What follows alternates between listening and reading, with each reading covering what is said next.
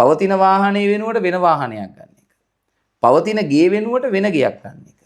පවතින ගේ ඇතුලේ තියෙන භාණ්ඩ වලට වෙන භාණ්ඩ ටික. ඒ හේතුව මොකද්ද කියලා මේ මොහොතේ කියලා වැඩක් නැහැ. හේතුව සමාජයේ විකෘති වෙලා තියෙන්නේ. ඇයි ඔබතුමා සමගි ජන බලවේගය වගේ පක්ෂයක් තෝරන්නේ? පරාජිත කඳවුරක් තමයි ඇත්තටම මම තෝරගෙන තියෙන්නේ. 2024 අනුර කුමාර දිසානායක ස්ථිර වශයෙන්ම අනුර කුමාර දිසානායක 29 පරදිනවා. මේ පක්ෂ දෙක එකට හිටියත් පරාදයි. ඒක අවශ්‍ය නැහැනේ. අවශ්‍ය නම් කටින් විතරක් වැඩ කරු මිනිසුන්ට පාලන බලය ලබා දෙන්නේ නැහැනේ. ඔබේ ප්‍රශ්නේ ඒකනේ. ඒක හොඳයි හැබැයි ඔම තියන්න ඩිජිටල් රසාදිට වුණොත් ඔක කට් කරලා අරගනි ඈ. අරගෙන මං දරුවන්ටත් ෆෑට්ස් දෙන්න යනවා කියලා කියයි ඈ. ඒක සැරපරුස විදියට මම දැකලා තියෙනවා ටිකක් කතා කරද්දි කට වහන්න කියලා ඇඟිල්ල දික් කරලා මේ ගොඩක් තර්ජනාත්මක ස්වරූපෙන්ද මම දත් මම මේක බොහොම පැහැදිලිව කියනවා. රෝහල් වලට බෙහෙත් දෙනවා, රෝහල් වලට උපකරණ දෙනවට මම එකඟ නැහැ.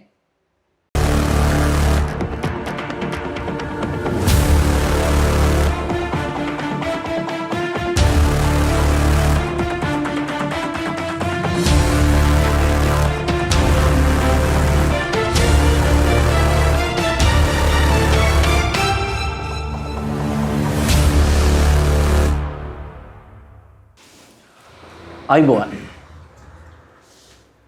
වත්මන් ලෝකය දිහාවට අපි හැරිලා බැලුවොත් වත්මන් ලෝකයේ පැවැත්ම එක දවසකින් නිර්මාණය වෙච්ච දෙයක් නෙවෙයි. තාක්ෂණික දියුණුව සහ ලෝකයේ පවතින ස්වභාවය දැන් අපි දකින ස්වභාවය එක දවසකින් නිර්මාණය වෙච්ච එකක් නෙවෙයි. ඒක කාලයක් තිස්සේ පරිවර්තනය වෙච්ච දෙයක්. අපි ඒකට කියනවා පරිණාමය කියලා.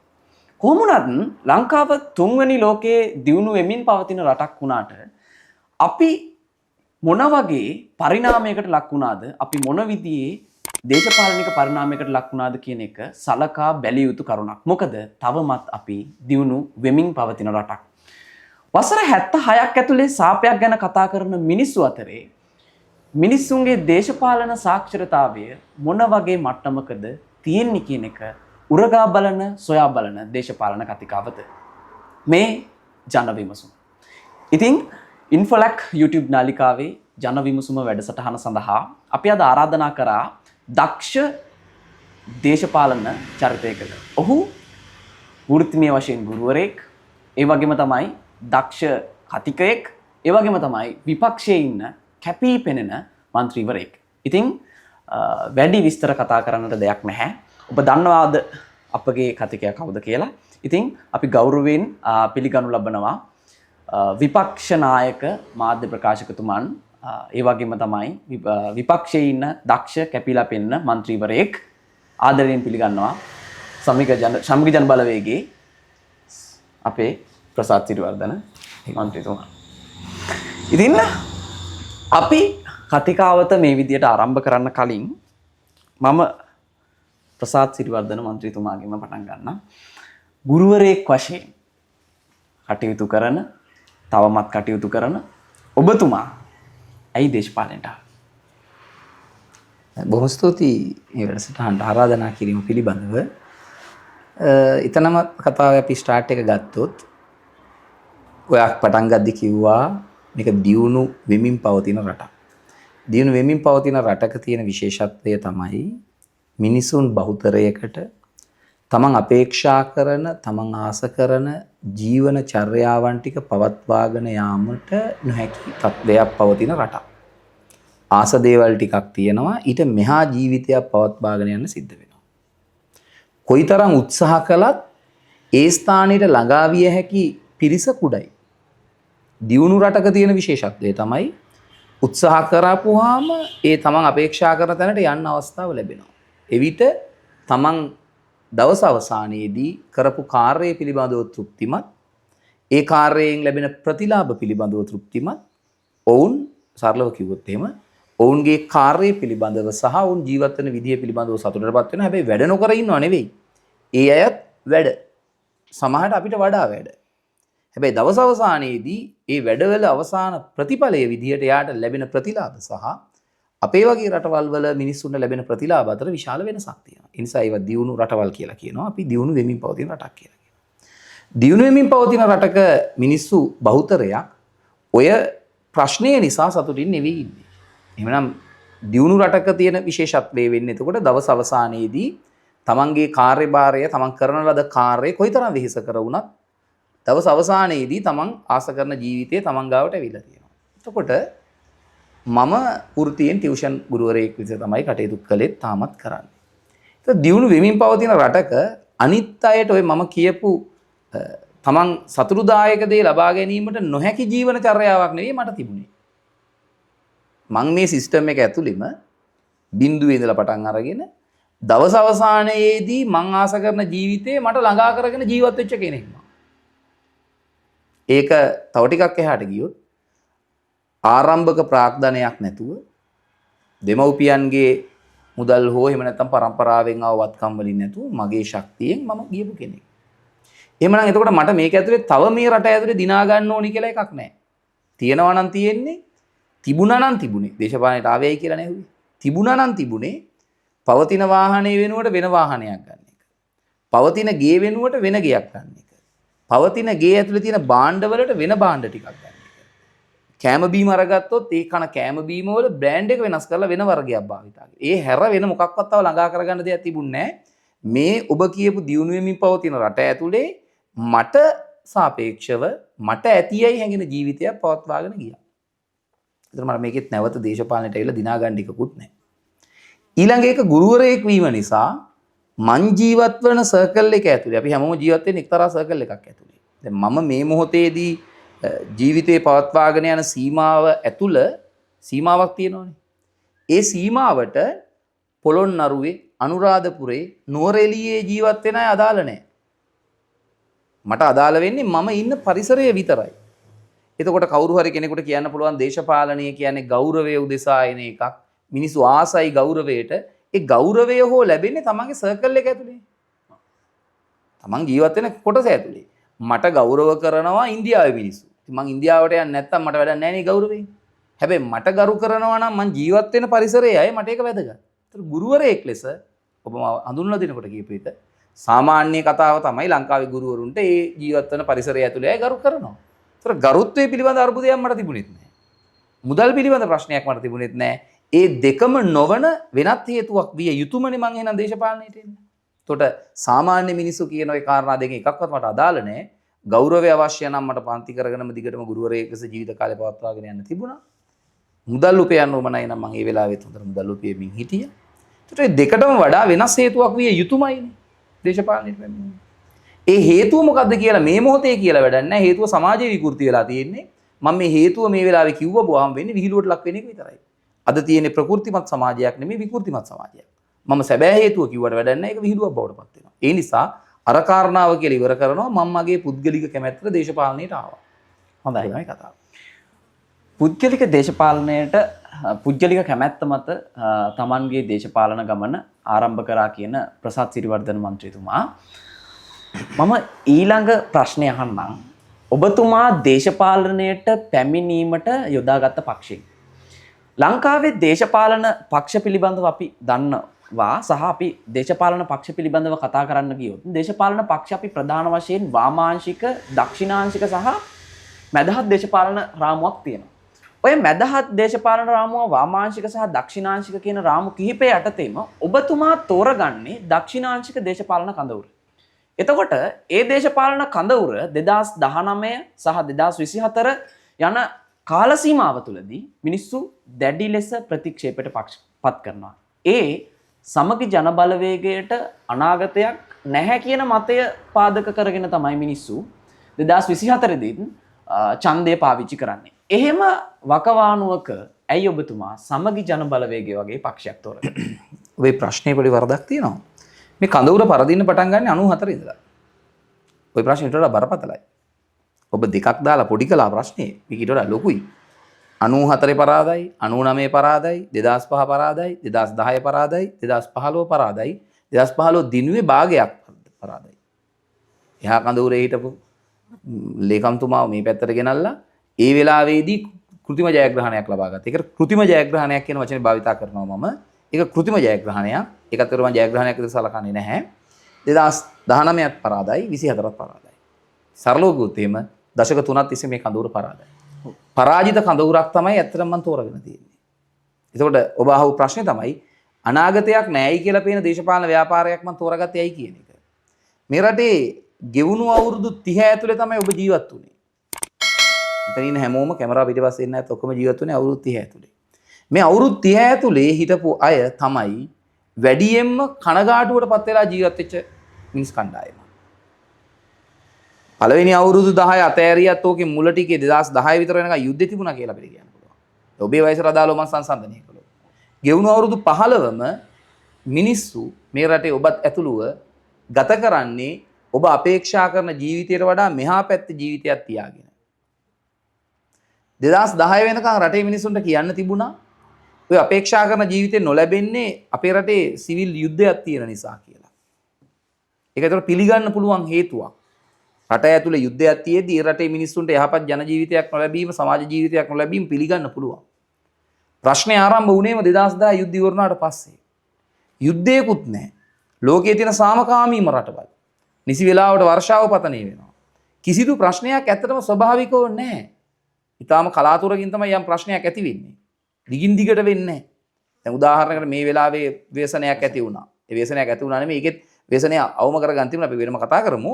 එතකොට ඒක අවම කර ගැනීමට හැකියාව තිබුණු එකක් නොසැලකිල්ල නිසා වෙච්ච දෙයක්. ඊට කලින් 2018 ඒ වගේම ව්‍යසනයක් ඇති වෙනවා බෝම්බ ප්‍රහාරයක්. වළක්වා ගත හැකිව තිබූ දෙයක් වළක්වා නොගැනීම නිසා. ඒ හැරුණුකොට අකණ්ඩව මේක ඇතුලේ ප්‍රශ්නේ නැහැ. අවුරුදු 7ක දුර්භීක්ෂයක්, අවුරුදු 5ක නියඟයක්, එහෙම මොකුත් නැති රටක්. මේ ගෙවුණු අවුරුදු 15. ඇයි එහෙනම් තවමත් අපේ ඉලක්ක වලට යන්න බැරි වෙලා තියෙන්නේ? අපේ රටේ මිනිස්සුන්ට අපේක්ෂා කරන ජීවිත ඉලක්ක ළඟා කරගන්න බැරි වෙලා තියෙනවා. හරි? ඒක අපි කවුරුත් පිළිගන්නවා. ඒ ඉලක්ක ළඟා කර ගැනීම උදෙසා විවිධ දේශපාලන කඳවුරු වලට ආණ්ඩු ලබා දීමට උත්සාහ කරමින් ඉන්නවා. ප්‍රශ්නේ විසඳින්නේ අවුරුදු 5න් 5ට මිනිස්සු චේන්ජ් වෙවි යනවා. 2010 මහින්ද රාජපක්ෂ, 2015 මෛත්‍රීපාල සිරිසේන, 2019 ගෝඨාභය රාජපක්ෂ, 2024 අනුර කුමාර දිසානායක, ස්ථිර වශයෙන්ම අනුර කුමාර දිසානායක 29 පරදිනවා. හේතුව මේ රවුමේ හැටියට මේ මිනිස්සු ලංකාවේ විශාල මිනිස් කණ්ඩායමක් ඉන්නවා. හිතා වැදගත්. ඒගොල්ලෝ පුරවැසියන් විදියට. ඒ අය මොකක්දෝ දෙයක් හොයනවා. මොකක්ද? දැනට වඩා යහපත් ජීවිතයක් හොයමින් ඉන්නවා. හොයමින් ඉන්න එක පෙන්눔 කරන විදිය තමයි සෑම මැතිවරණයකදීම ඊළඟ අපේක්ෂකයා කලින් අපේක්ෂකයව පරාජයටපත් කරනවා. හේතුව ජනතාව බලාපොරොත්තු ඇති කරගෙන අපේක්ෂකයෙක්වපත් කරනවා. එයාට බැරි වෙනවා ජනතාවගේ බලාපොරොත්තු ඉෂ්ට කරන්න. බැරි වුණු ගමන් ජනතාව පිළිබඳව ඉතාම සතුටින් ඉන්නේ. ඒ මොහොතේදී එක මම තවට ගැඹුරින් ඊළඟ කතාවේදී කියන්නම්. මේක මෙතන වාගේ ප්‍රශ්න උත්තරය ගත්තම ජනතාව මාරු වෙනවා. හේතුව ජනතාව බලාපොරොත්තු වෙන අපේක්ෂා කරන අරමුණ ඉෂ්ට වෙන්නේ නැහැ. ජනතාව මාරු වෙන සෑම වාරයකම ජනතාවට මගහැරෙන දෙයක් තියෙනවා. මොකද මගහැරෙන්නේ? ජනතාව මාරු වෙනවා මෙහෙම. දක්ෂිණාංශික කඳවුර අතෑරලා. දක්ෂිණාංශික කඳවුර ජනතාවට අතෑරෙනවා වෙන පැත්තටම මාරු වෙවි යනවා. මාරු වෙවි යනවා ජනතාවගේ ප්‍රශ්න ටික විසඳෙන්නේ නැහැ. ජනතාවගේ ප්‍රශ්න ටික විසඳෙන්නේ නැහැ. දක්ෂිණාංශික කඳවුර අතෑර මාරු වෙවි යනවා. එහෙනම් ජනතාවගේ ප්‍රශ්න ටික විසඳන්න මොකක්ද තියෙන එක විසඳන්න. මේ කඳවුර ජයග්‍රහණය කරනවා මේක කරන්න බෑ. මම එතකොට තෝරාගත යුත්තේ මං ආපු අරමුණ මම ඔබට කිව්වේ නැහැනේ. මම ආවේ මොකටද? ඒ වැඩේ කරන්න නම් මට තියෙන දේශපාලන ව්‍යාපාරය මේක තමයි. ජනතාව මේ මොහොතේ ප්‍රතික්ෂේප කළාට විසඳුම තියෙන්නේ මෙතන නම් මෙය කළ යුතුමයි. ඒ හැර වෙන විකල්පයක් නැහැ. හොඳයි. ඔබතුමා නතර කරපු තැනින්ම මම ප්‍රශ්නේ පටන් ගන්නම්.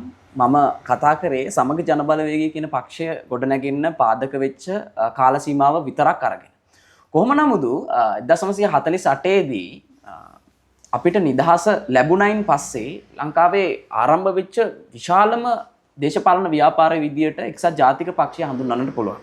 එක්සත් ජාතික පක්ෂයෙන් වෙහි වෙන මේ දක්ෂිණාංශික දේශපාලනය තවමත් ඉතිරි වී තිබෙනවා. ඔබ කතා කරපු ඔබ සඳහන් කරපු තැනට එනකන් මම ඇහුවොත් හැබැයි 2019ට එනකොට 2019න් පස්සේ සහ 2024ට විතරට එනකොට මේ දේශපාලනික කඳවුරින් සමගි ජන බලවේගය වෙන් වෙච්ච නිසා තමයි මම හිතනවා 2024 ජනාධිපතිවරණය සමගි ජන බලවේගයේ පරාජයටපත් වෙන්නේ.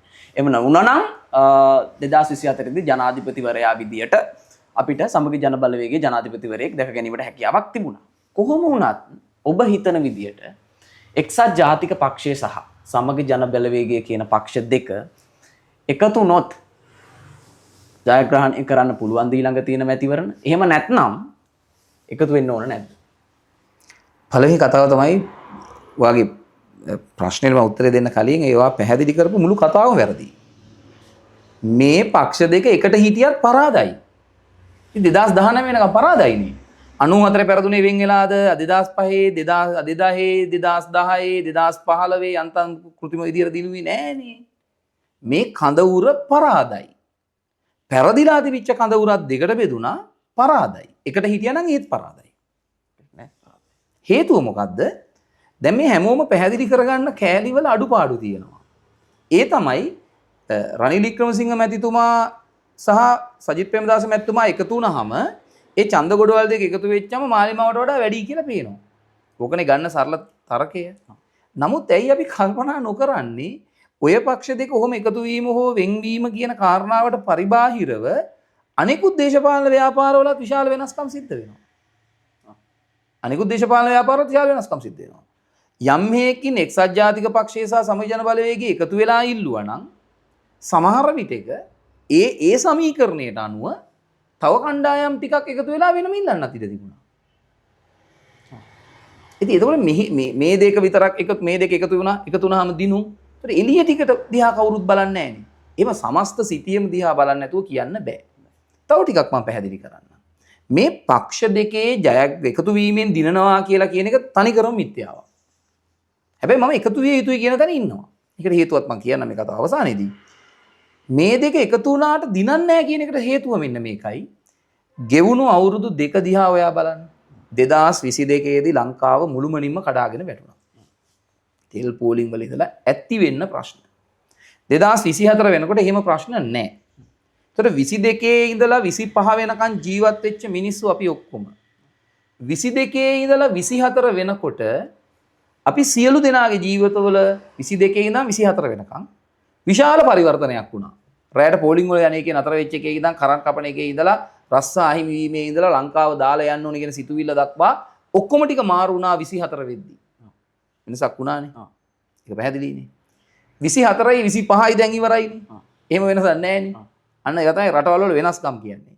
22 සැප්තැම්බර් ඉඳන් 24 සැප්තැම්බර් 24 සැප්තැම්බර් ඉඳන් 25 සැප්තැම්බර්. අර දෙකේ වෙච්ච ජීවිත පරිවර්තනයයි මේ අවුරුද්ද තුල වෙච්ච නැති පරිවර්තනය එක්ක ජනතාවට සංසන්දනය කරගන්න පුළුවන්. ඒතර පැහැදිලිවම අපි පිළිගන්නවා. කවුරුත් පිළිගන්නවා. ගෙවුණු අවුරුදු මේ අවුරුද්දට කලින් තිබුණු අවුරුදු දෙකේ ජනාධිපතිවරයා ලෙස එක්සත් ජාතික පක්ෂ නායකයා රනිල් වික්‍රමසිංහ මැතිතුමා අර අමාරුවේ වැටිලා තිබුණු රට ගොඩ ගත්තා. ඔබටවත් මේ කාටවත් ඒක නෑයි කියන්න බෑනේ. හරිනේ වැඩේ පිළිගන්නවනේ අපි. එහෙව් වෙලාවේ පක්ෂයේ මිනිස්සුන්ට බැරි වුණානේ පක්ෂය ගොඩ ගන්න. මේ තමන්ගේ නායකයා බිඳ වැටිච්ච රට ගොඩ ගනිමින් ගොඩ ගත්තා. ඒතර පක්ෂය හිටපු අනිත් මිනිස්සු ටික එක්සත් ජාතික පක්ෂය කියන පක්ෂය ඔසවන්න ඊට වඩා හොඳ ඔපචුනිටි එකක් එනවද එහෙම? තමන්ගේ නායකයා රටේ නායකයා වෙලා රටේ ප්‍රශ්න ටික විසඳමින් ඉන්නවා. ඉතුරු කණ්ඩායමට තමන්ට ඒකේ තියෙන වාසිය පක්ෂයට අරගෙන පක්ෂයේ පැත්තට ජනතාව ඒක රාශී කරගන්න පුළුවන් වුණාද? බැරි වුණානේ. එහෙනම් ප්‍රශ්නේ තියෙන්නේ කොතනද? ආර්ථික දර්ශනයේ නෙමෙයිනේ. අපි කියන දක්ෂිණාංශික දේශපාලන කඳවුරේ ආර්ථික දර්ශනයේ ප්‍රශ්නයක් තියෙනවා නම් රනිල් වික්‍රමසිංහට බැරි වෙනවනේ මේක ගොඩ දාන්න. රනිල් වික්‍රමසිංහ මේක ගොඩ දාගත්තානේ. රනිල් වික්‍රමසිංහ ගොඩ දැම්මේ රනිල් වික්‍රමසිංහ ගෙදරින් ගෙන ආපු තියරි එකක් පාවිච්චි කළා නෙමෙයිනේ. අපි කියන මේ දක්ෂිණාංශික වෙළඳ පොළ ක්‍රමයේ විවෘත ආර්ථිකය සහ ඒ බැඳුණු අපේ පක්ෂයේ විශ්වාස කරන සමය ජන බලවේගයේ විශ්වාස කරන එක්සත් ජාතික පක්ෂයත් විශ්වාස කරන මේ සිස්ටම් එකෙන් තමයි ගොඩ දැම්මේ. ගොඩ දාපු වෙලාවෙවත් පක්ෂයේ ගොඩ ගන්න බැරි වුණා කියන එක නම් ප්‍රශ්නේ කොහෙද තියෙන්නේ? මේක වෙන ප්‍රශ්නයක් නේ. එහෙනම් අපි මේ ප්‍රශ්නෙට උත්තර හොයන්න ඕනේ. රට ගොඩ නැගීමේ ක්‍රියාවලිය පැත්තෙන් අපි සතු සිද්ධාන්තය සහ අපි කරන්න බලාපොරොත්තු වෙන වැඩේ හැර වෙන විසඳුමක් නැහැ කියලා මම දිගින් දිගටම කිව්වා. හැබැයි ජනතාව දිනා ගැනීමේ ප්‍රශ්නේ ඒක නෙවෙයි. ජනතාව දිනා ගැනීම උදෙසා මේ දේශපාලන ව්‍යාපාර කරන විදිය වැරදි. වැරදි නැහැ තමයි පෙරදුනේ. ඉතින් එහෙනම් ඉස්සෙල්ලා කරන්න තියෙන දේ තමයි මේ පක්ෂ දෙක එකතු වීම පිළිබඳව සාකච්ඡා කරන එක නෙවෙයි. එකතු විය යුතුයි. එකතු වෙච්ච ගමන් දිනනවා වගේ තැනකට ගියොත් එimhe ආයෙ පරාදයි. මං කියන්නේ ආයෙ පරාදයි. විය යුතු දේ තමයි කොහොමද මේ රටේ බහුතර මහ ජනතාව මේ මතවාදයට ආකර්ෂණය කරගන්නේ කියලා මේ පක්ෂයේ සියලු දෙනා කල්පනා කරන්න ඕනේ. එහෙම නැතුව නායකයෝ මාරු කරන්නවත්, නායකයෝ වෙනස් කරන්නවත්, පක්ෂ දෙක එකතු වීම පිළිබඳවත් ඒව නෙමෙයි අපි සියලු දෙනාගේ කතාව විය යුත්තේ. අපි සියලු දෙනාගේම කතාව විය යුත්තේ මම කියන්නේ අපි ක්‍රියාකාරීන් ලෙස මේ කඳවුරේ ඉන්න මහ ජනතාව අතරට මේ මතවාදය කොහොමද ගෙනියන්නේ? මේ මතවාදයට ජනතාව කැමති කරගන්නේ කොහොමද කියන එක. ඒක වෙනකොට පක්ෂ දෙකම එකතු වෙලා තම තමන්ගේ දේශපාලන ව්‍යාපාරයන් ටික ඔය කියන එක ඔස්සේ යොමු කරගෙන වැඩ කළොත් අනාගතයේ 2029 ස්ථිර වශයෙන්ම අපිට දිනන්න පුළුවන්. හොඳයි. ඔබතුමාගෙන් මම ඒකෙම තව ප්‍රශ්නයක් අහන්නම්. සමගි ජන බලවේගයේ තියෙන මතවාදය සහ එක්සත් ජාතික පක්ෂයේ තිබෙන මතවාදය එකක්ද දෙකක්ද? සමීප දෙකක්. සමීප දෙකක්. ඔය සමීප දෙක ඇතුලේ තියෙන මතවාද දෙක එකම තැනකට ගෙනල්ලා අපි ඇහුවොත් මෙහෙම ප්‍රශ්නයක්. 2022 දී රට කඩාගෙන වැටිලා රට අස්ථාවර වෙලා රට බාර ගන්න කියලා සමගි ජන බලවේගයේ නායකතුමන්ට රටෙන් ඉල්ලීමක් ආවා. ජනතාවගෙන් ඉල්ලීමක්. රට කඩාගෙන වැටුණාට පස්සේ ජනතාව වෙනුවෙන් තමයි නායකත්වයක් ඉදිරිපත් විය යුත්තේ. එහෙම ඉල්ලීමක් කරලා තියෙද්දි සමගි ජන බලවේගයෙන් ඉදිරිපත් වුණේ නැහැ රට බාර ගන්න. එහෙම නායකයෙක් එක්ක ඔබතුමා හිතනවාද ඔබතුමාට අනාගතයක් තියෙනවා කියලා? ආයේ ප්‍රශ්නේ වැරදි. ජනතාව විසින් මොකක්ද එදා කිව්වේ? ජනතාව කියන්නේ අපි මාත් ජනතාව ඔබත් ජනතාව එදා මම මන්ත්‍රී කෙනෙක් නෙවෙයි. go home ගෝඨානේ මොකක් හරි go home ගෝඨා. හරිනේ. කාටද ගෙදර යන්න කිව්වේ? ගෝඨාභය රාජපක්ෂ. ගෝඨාභය රාජපක්ෂට ගෙදර යන්න කිව්වට පස්සේ ගෝඨාභය රාජපක්ෂට එරෙහිව නැගිච්ච දේශපාලන ක්‍රියාවලිය රටේ මිනිස්සු ගෝඨාභය රාජපක්ෂට ගෙදර යන්න කියලා කියනකොට ගෝඨාභය රාජපක්ෂව තියාගෙන පාලන බලය ලබා ගත්තම ජනතාවගේ අරමුණ ඉෂ්ට වෙනවද? නෑ. සජිත් ප්‍රේමදාස මහත්මයා මොකක්ද ඒලයි කිව්වේ? ජනතාව කියන්නේ ඔබ මේකෙන් ඉවත් වෙයා යුතුයි. අපි වගකීම් බාර ගන්න ලෑස්ති. ඔබ ඉවත් වෙ යනවද? ගෝඨාභය රාජපක්ෂ මහත්මයා කිව්වේ අග්‍රාමාත්‍ය ධූරය බාර ගන්න. ඒතර සජිත් ප්‍රේමදාස මහත්මයා කිව්වේ අග්‍රාමාත්‍ය ධූරය බාර ගන්නවා නම් අපිට කොන්දේසි ටිකක් තියෙනවා. මොකද ජනතාව ඔබට අයින් වෙන්න කියලා කියද්දී ඔබ ඒ වෙනුවට මහින්ද රාජපක්ෂව අයින් කරලා මහින්ද රාජපක්ෂ මහත්මයා වෙනුවට වෙන කෙනෙක් ගෙනාවා කියලා ජනතාවගේ අරමුණ ඉෂ්ට වෙන්නේ නැහැ. එහෙම නුනේ ඒක. ඊට පස්සේ ඒකට ගෝඨාභය රාජපක්ෂ මහත්මයා කැමති වුණේ නැහැ. ඇත්ත ඕකනේ. විකෘතියක් ඊට පස්සේ මම කියන්නේ දිගටම ඔය කාරණාවත් ආය අහන්න මම එතන තියෙනවා කියන්න දෙයක්. ඒ වෙලාවේ මොකද උනේ? රනිල් වික්‍රමසිංහ මහත්මයා තනි മന്ത്രി කෙනෙක්. හිතන්න දෙයක් නැහැ. රනිල් වික්‍රමසිංහ මහත්මයා මොකද තීරණය කළේ? මම බාරගත් අගමැතිකම. අගමැතිකම බාරගත්තේ. ඊට පස්සේ තවදුරටත් ජන අරගලය විශාල වෙලා ගෝඨාභය රාජපක්ෂ මහත්මයා එළියට යනවා. ගියාට පස්සේ රනිල් වික්‍රමසිංහ මහත්මයා ජනාධිපති වුණේ නැහැ. එතනදී උනේ ඒ වෙද්දි 3-2කට ආසන්න බලයක් තිබුණු පොදු ජන පෙරමුණේ අපේක්ෂකයා ලෙස රනිල් වික්‍රමසිංහ මහත්මයා යෝජනා කළා. ඊට පස්සේ සමගි ජන බලවේගයේ පැත්තෙන් දල සලාප්පිරු මහත්මයා යෝජනා කළා. මොකද තුනේ නෑ නෙමෙයි බලය ලබා ගන්න ගත්තේ නෑ නෙමෙයි. පාර්ලිමේන්තුවේ ප්‍රජාතන්ත්‍රවාදී සිස්ටම් එකට අනුව බහුතර කැමැත්ත හිමි පුද්ගලයා ජනාධිපති වෙනවා. බහුතර කැමැත්ත හිමි පුද්ගලයා වුණේ රනිල් වික්‍රමසිංහ මහත්මයා. ඔය කතාව වළංගුයි. ඔයාවේ කියන කතාව වළංගුයි. පොහොට්ටුවේ ඉන්න 150කට ආසන්න පිරිසක් එදා හිටියා. සියලු දෙනා කියනවා රයිට් සජිත් ප්‍රේමදාස මහත්මයාට ජනාධිපති ධූරේ බාර දෙනවා. බාර ගන්න මෙන්න අක්සන් හරි මොනවා හරි කියලා කියන ක්‍රමයක් තියෙනවා ප්‍රජාතන්ත්‍රවාදී සිස්ටම් එක. එතකොට බාර ගන්න බෑ කියනවා මේ චෝදනාව වළංගුයි. එහෙම එකක් එතන උනේ නැහැනේ. මං කියන එක හරිනේ. වැරදි නම් උඩ මාව නිවැරදි කරන්න පුළුවන්. ඒතකොට එහෙම නොවුණු පරිසරයක අවුරුදු 3කට පස්සේ මොකක් හරි එකක් කියපුවා මිනිසුන්ට හිතෙනවා ඔයා කියන කතාව ඇත්ත කියලා. ඒක සම්පූර්ණ වැරදි. එහෙම දෙයක් උනේ නැහැ. පාලන බලය ලබා ගැනීම සහ අග්‍රාමාත්‍ය ධූරය ලබා ගැනීම උදෙසාත් දෙන්න මං අරගන්නම් කියලා කියන්න බෑ විපක්ෂ නායකවරයා ලෙස. ඒක ඊට වඩා සංකීර්ණ මොහොතක්. ජනතාවගේ අභිලාෂයන් ඉෂ්ට කරමින් තමයි පාලන බලය ලබා ගන්න ඕනේ. ඒකට යම් කිසි කොන්දේසි ටිකක් දාන්න උනා. ගෝඨාභය රාජපක්ෂ මහත්මයා ඒකට කැමති උනේ නැහැ. එතුමා රනිල් වික්‍රමසිංහ මහත්මයාට අගමැතිකමට ආරාධනා කළා. ඒක බාර දුන්නා. එහෙම නුනේ ඒක. හරිනේ ඒක. ඒකට ඒ නිසා ඔබේ චෝදනාව වළංගු නැහැ. තව එකක් ඔබ ඇහුව පටන් ගන්නකොටම කතාව. මේ පක්ෂ දෙකේ මතවාදයන් දෙකද කියන එක. මේ පක්ෂ දෙකේ ප්‍රධාන මතවාදය එකයි. මොකද්ද? විවෘත ආර්ථිකයේ විශ්වාස කරනවා. වෙළඳපොළ ක්‍රමයේ විශ්වාස කරනවා. වෙනසක් තියෙනවා නම් තියෙන තැන කියන්නම් මම.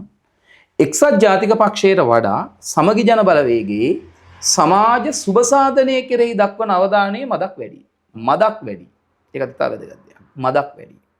දෙවැනි එක එක්සත් ජාතික පක්ෂය සහ සමගි ජන බලවේගයේ තියෙන ඊළඟ වෙනස තමයි එක්සත් ජාතික පක්ෂයේ වෙළඳපොළ ක්‍රමය ඇතුලේ අර ධනවාදී සිස්ටම් එක ඇතුලේ තෝරාගත්ත පිරිසකට විශේෂ වාසි සැලසුණු මොහොතවල් අපි දැක්කා. අඩුපාඩු විදිහට. කණ්ඩායමකට පමණක් වෙළඳ මේ ස්ටේජ් එක උඩ තරඟ කරන්න අවස්ථාව ලැබෙනවා. තව පිරිසකට ඒකට තරඟයට ඇතුළු වෙන්න බෑ. ඒ කියන්නේ කණ්ඩායමක් එකතු වෙලා ඒක තමයි ඒකේ තියෙන නරක తත්වය. මේ ආර්ථික ක්‍රමය අපි විශ්වාස කරන ආර්ථික ක්‍රමයේ තියෙන නරක తත්වය තමයි කුඩා පිරිසක් අතරට මේක යන එක. කුඩා පිරිසක් අතරට මේක ගියාම අපේක්ෂා කරන අරමුණට අපිට ඉෂ්ට කරගන්න බෑ කියලා සමේ ජන බලවේගය විශ්වාස කරන නිසා ඒ කුඩා පිරිස වෙනුවට විශාල පිරිසකට ස්ටේජ් එකේ එහෙම නැත්නම් මේ වේදිකාවේ තරග කරන්න අවස්ථාව වැඩි වැඩියෙන් සැලසිය යුතුයි කියලා සමේ ජන බලවේගය විශ්වාස කරනවා. එක්සත් ජාතික පක්ෂය මේක විශ්වාස කරන්නේ නැහැ. ගෙවුණු කාල සීමාව තුළ දකින්නකොට තෝරාගත්ත පිරිසකට ඒ අවස්ථාවන් ටික ලැබෙනවා. දෙවැනි එක සමාජ සුබ සාධනයේ පැත්තෙන් ගත්තාම සමගි ජන බලවේගයේ සමාජ සුබ සාධන කොටස එක්සත් ජාතික පක්ෂය හිතනවට වඩා ටිකක් වැඩි. ඒකට හේතුවක් තියෙනවා. ලංකාව මන් දිගින් දිගට මේක කියන දෙයක්. ඔබ ඔය කියපු කතාව ඇතුළත ඒක තිබුණා. අවුරුදු 30ක් තිස්සේ වාමාංශික මතවාදයක් තමයි මේ රට ඇතුළේ පැතිරිලා තියෙන්නේ.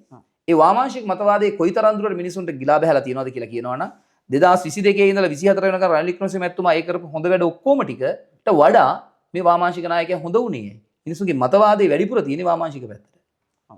ඒතර එහෙමනම් දැන් මොකද්ද අපි කළ යුත්තේ? ඒක මිනිසුන්ට බැනලා ගහලා කරන්න බෑනේ.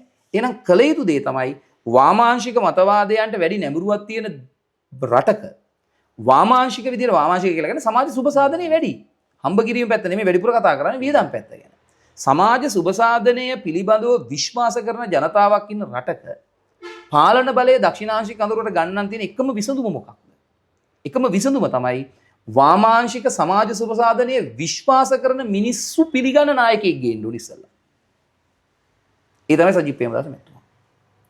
එතුමා පිළිබඳව සමාජ සුබ සාධනය පිළිබඳව එතුමාත් එක්ක ප්‍රශ්නයක් නැහැ. ඒක වැඩි කියලා තමයි මිනිස්සු කියන්නේ. රයිට් ඒක තමයි අපිට තියෙන මේලා වාසිය.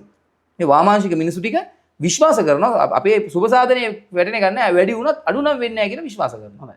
ඒතර අපි මොකද කරන්න ඕනේ? අපි කඳවුරේ අපි කට්ටියත් එකතු වෙලා සියලුම කට්ටිය සමාජ සුබ සාධනය ගැන කතා කරන එක නෙවෙයි.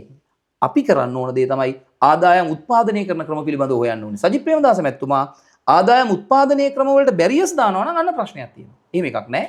අපි ඉන්නේ ආදායම් උත්පාදනය කිරීම උදෙසා දේශපාලන ව්‍යාපාරයේ මෙහෙවන තැන. සජිත් ප්‍රේමදාස මැතිතුමාගෙන් අපිට පුළුවන් අර වාමාංශික මතවාදයන් තියෙන මිනිස්සුන්ට විශ්වාසය තහවුරු කරන්න. එක්සත් ජාතික පක්ෂය සහ සමගි ජන බලවේගය එකතු වීමේදී ඔන්න ඔච්චරයි තියෙන්නේ ඕක ඇතුලේ. ওই දෙකට එකතු වෙන්න එච්චර අමාරු නැත්තේ ඒ නිසා කරදරයක් නැහැ අපිට එකතු වෙන්න පුළුවන්. ප්‍රශ්නේ තියෙන්නේ හැබැයි එකතු වුණා කියලා දිනන්නේ නැහැ. මේ දෙක මම ඔය දැන් පැහැදිලි කරපු හේතුව නෙමෙයි රටේ ජයග්‍රහණයට හේතුව වෙන ප්‍රශ්න ටිකක් තියෙනවා. මේ පක්ෂ දෙක ජයග්‍රහණය නොකරන. ඒක විසඳ ගන්නකම් දිනන්න බෑ. හොඳයි.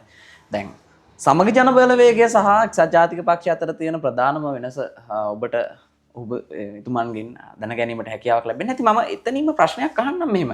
දැන් මේ සමගි ජන බලවේගයෙන් විශාල සමාජ සුබසාධන ක්‍රියාවලිය ටිකක් పూర్ව මැතිවරණ සමයක් තුල සිද්ධ වුණා. ඒ සිද්ධ වෙච්ච කාරණාව තමයි දැන් සක්වල කියලා වැඩසටහනක් මම දැක්කා මැතිවරණ කාල සීමාවට කලින් කාල සීමාවල විශාල වශයෙන් පාසල් වලට විශාල වශයෙන් උදව් කරා. හැබැයි මිනිසුන්ගේ තියෙන ප්‍රධානම චෝදනාවක් තමයි മന്ത്രിතුමා දැන් ඡන්දයට කලින් විතරද සමගි ජන බලවේගයේ සමාජ සුබ සාධන කරන්න කියලා. මම දැක්කේ නෑ හැබැයි මෑත කාලීනව සක්වල වගේ වැඩසටහන් ක්‍රියාත්මක වෙනවා. ඇයි එහෙම නොකරන්න හේතුව? සමාජ සුබ සාධනයේ දැන් හරිනේ කතාව. මාර ලස්සනට වගෙනලා දුන්නා. දක්ෂිණාංශික ව්‍යාපාරයකට තියෙන ප්‍රධානම චෝදනාවක් තමයි සමාජ සුබ සාධනය කරන එකක් නෑ. සජිත් ප්‍රේමදාස මැතිතුමා මොකද්ද මේ වෙලාවේ කරපු දේ? සමාජ සුබ සාධනය වෙනුවෙන් අපි පෙනී සිටනවා කියලා පෙන්눔 කිරීම උදෙසා සමාජ සුබ සාධනය අපි අතින් මගේ ඇරින්නේ නැහැ කියලා පෙන්වීම උදෙසා යොදාගත්ත එක විදිහක් තමයි ඔබ ඔය කියන සක්වල සහ ඔය ඇතුළු සියලු ප්‍රෝග්‍රෑම්ස් ටික. ජනතාව ඡන්දේදී ඒක විශ්වාස කරේ නැහැනේ. දේශපාලන පක්ෂ කියලා කියන්නේ උපක්‍රමනේ. ඒතර තව දුරටත් ඒ උපක්‍රමයේ සාර්ථකද? සාර්ථකයි. නෑනේ.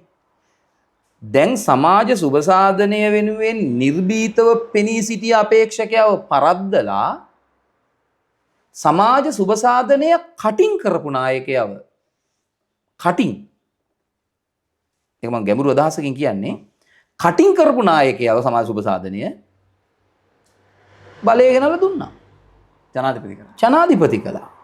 කටින් සමාජ සුබ සාධනය කරන මිනිස්සයාගේ කතාව රට ඇතුළේ යවන්න ඕනේනේ. අර සමාජ සුබ සාධනයට වෙන් කරන මුදල් ටික කටින් සමාජ සුබ සාධනය කරන පුද්ගලයාගේ දේශපාලන ව්‍යාපාරයට දාලා මේක හොඳින් කල්පනා කරන්න. ප්‍රචාරණයට තමයි මේ සල්ලි ටික දාන්නේ. මොකටද මේ? කටින් නම් සමාජ සුබ සාධනය කරන්නේ කටින් කරන සමාජ සුබ සාධනය කටින් කනට කණෙන් කනට කටින් කනට කටින් කනට යන්න නම් මොකද කරන්න ඕනේ? ඒ මුදල් ටික දාන්න ඕනේ කන් වලට මේක යන පරිදි සහ කටවල් වලින් මේක කියවෙන පරිදි. කටින් නෙමේ වැඩේ යන්නේ. මාකටිං. සියලු සල්ලි ටික මාකටිං වලට දානවා. මොකද වෙන්නේ අවසන් ප්‍රතිඵලය? කටින් සමාජ සුබ සාධනය කටින් කනට කනින් කටට කටින් කනට කනින් කටට ලංකාව ඇතුලේ පණිවිඩය ගියා. අවසන් ප්‍රතිඵලය බිමේ සමාජ සුව සාධනය කරපු මිනිස්සයාගේ මුදල් ටික ගියේ මොකටද? බිමට සමාජ සුව සාධනය කරන්න. ඒ සමාජ සුව සාධන කතාව කනට ගියෙත් නෑ, ඇහැට ගියෙත් නෑ, කටින් පණිවිඩයක් ගියෙත් නෑ, මුකුත් උනේ නෑ. අවසන් ප්‍රතිඵලේ පරාදයි. දැන් ඔබ කියනවද දේශපාලන ව්‍යාපාරයක් ලෙස මේ විදියට පෙරදිලා තියෙද්දි තවදුරටත් මේක කරන්න ඕනි කියලා නෑ. මම කියන්නේත් නෑ, ඔබත් කියන්නේ නෑ වෙන්න එපා මේ හද කතාව. දැනුත් හැබැයි ප්‍රශ්නේ තියෙන මොකද සජිත් ප්‍රේමදාස මහත්මයා දැනුත් කරනවා. ඔබ මම ඊළඟට ඇහුවොත් එකඟද කියලා එකඟ නෑ. මම මේක බොහොම පැහැදිලිව කියනවා. රෝහල් වලට බෙහෙත් දෙනවා, රෝහල් වලට උපකරණ දෙනවට මම එකඟ නෑ. හැබැයි දෙනවනේ. එතුමගේ ස්වභාවය ඒක. මම එකඟ නෑ. නැවත කියනවා එකඟ නෑ. ඒක සෝෂල් මීඩියා වල කමෙන්ට්ස් බලකායන් වලට රිප්ලයි කරන්න. YouTube programs වලට ඒවා කරන අයට ඒ සඳහා අදාළ වියදම් ටික. ඊට අමතරව වෙනත් තව විදි වලින් තියෙන මාකටිං වැඩවලට මේක වෙන් කළා නම් ඔය දුන්නු දේවල් වලින් ලැබිච්ච දේශපාලනික වාසියට වඩා විශාල වාසියක් ගන්න පුළුවන්මයි. හැබැයි සමාජයට ඒක ඇතුලේ වාසියක් එන්නේ නැහැ. රෝහලෙන් බෙහෙත් ගන්න කෙනාට මේ ලැබෙන වාසිය අවසානයේදී ලැබෙන්නේ නැහැ. නමුත් එහෙම ලැබුණා කියලා දේශපාලන බලය ලැබෙන්නේ නැහැ. හොඳම උදාහරණයක් ඔය ඇහුව නිසාම කියන්නම්කෝ. වර්තමාන කතානායකතුමා ත්‍රිකුණාමලයේ රෝහලේ වෛද්‍යවරයා ලෙස ඉන්නකොට මට මේ අපේ ඉම්රාන් මන්ත්‍රීතුමා කියපු කතාව මතක් වුණ ඉක්මනින්ම ඉන්නකොට ඉල්ලීමක් කරනවා රෝහලට බෙහෙත් මොන හරි මේ උපකරණ වගේක් අඩුයි කියලා. සජිත් ප්‍රේමදාස මහත්මයා ගිහිල්ලා වෛද්‍යතුමාටම බාර දෙනවා. ඒක බාර අරගෙන ගියා රෝහලේ වැඩ ටික කළා. අද එතුමා කතානායක තාම විපක්ෂ නායක සජිත් ප්‍රේමදාස මහත්මයා. ඉතින් මේකේ මාකටිං ප්‍රශ්නයක් තියෙනවා කියලා පේන්නේ නැද්ද? කටින් වැඩ ටික කරපු කෙනා ජනාධිපති ලෙස ඉන්නවා. එතුමාගේ කතානායක ලෙස එදා බෙහෙත් ටික බාරගත්ත වෛද්‍යවරයා ඉන්නවා. හැඟීමක් ලෙස මේක කොයි වගේ ඇද්ද දුන්නු කෙනාට. මට කවදාවත් මම අහලා නැහැ මේ කොහොමද ඒක දැනෙන්නේ හැඟීමක් ලෙස කියලා. එදා ඇවිල්ලා උදව්ව දුන්න රෝහලේ වෛද්‍යවරයා අද කතානායක පුටුවේ ඉඳලා සමහරවිට අසාධාරණ ලෙස කතා කරන්න දෙන්නේ නැහැ. කතාවත් නවත්තනවා. ඒක හැඟීමක් ලෙස තනි පුද්ගලයෙකුට මම කියනවා උපක්‍රමයක් ලෙස ඕක වැරදි. ඕක විය යුතු නැහැ. හැබැයි සජිත් ප්‍රේමදාස මහත්මයා කරනවා. ඒක තමයි එතුමාගේ වෙනස. මම නම් කරන්නේ නැහැ. මම කරන්නේ නැහැයි කියන්නේම පක්ෂයක් ලෙස බලය ලබා ගැනීම උදෙසා තමයි සියලු පක්ෂයේ අරමුදල් වෙන් කළ යුත්තේ කියලා මම විශ්වාස කරනවා. පැහැදිලිවම ආණ්ඩු පක්ෂයේ බලයටපත් වෙලා ඉන්න අයට කියන්න පුළුවන් නම් තමන්ගේ පෞද්ගලික ධනයෙන් රුපියලක්වත් වියදම් කරන්නේ නැහැ. ඒවා ඉති අපේ පවුලේ අයට කියලා කියන්න පුළුවන් නම් එහෙම මේ එලිපිට කියන්න පුළුවන් නම් ජනතාව ඒකට එකඟ නම් ඉතින් ඇයි අපි අපේ දේශපාලන ව්‍යාපාරයේ හැටියට මිනිස්සුන්ට එහෙම උදව් කළ යුත්තේ? කුමක්ද හේතුව?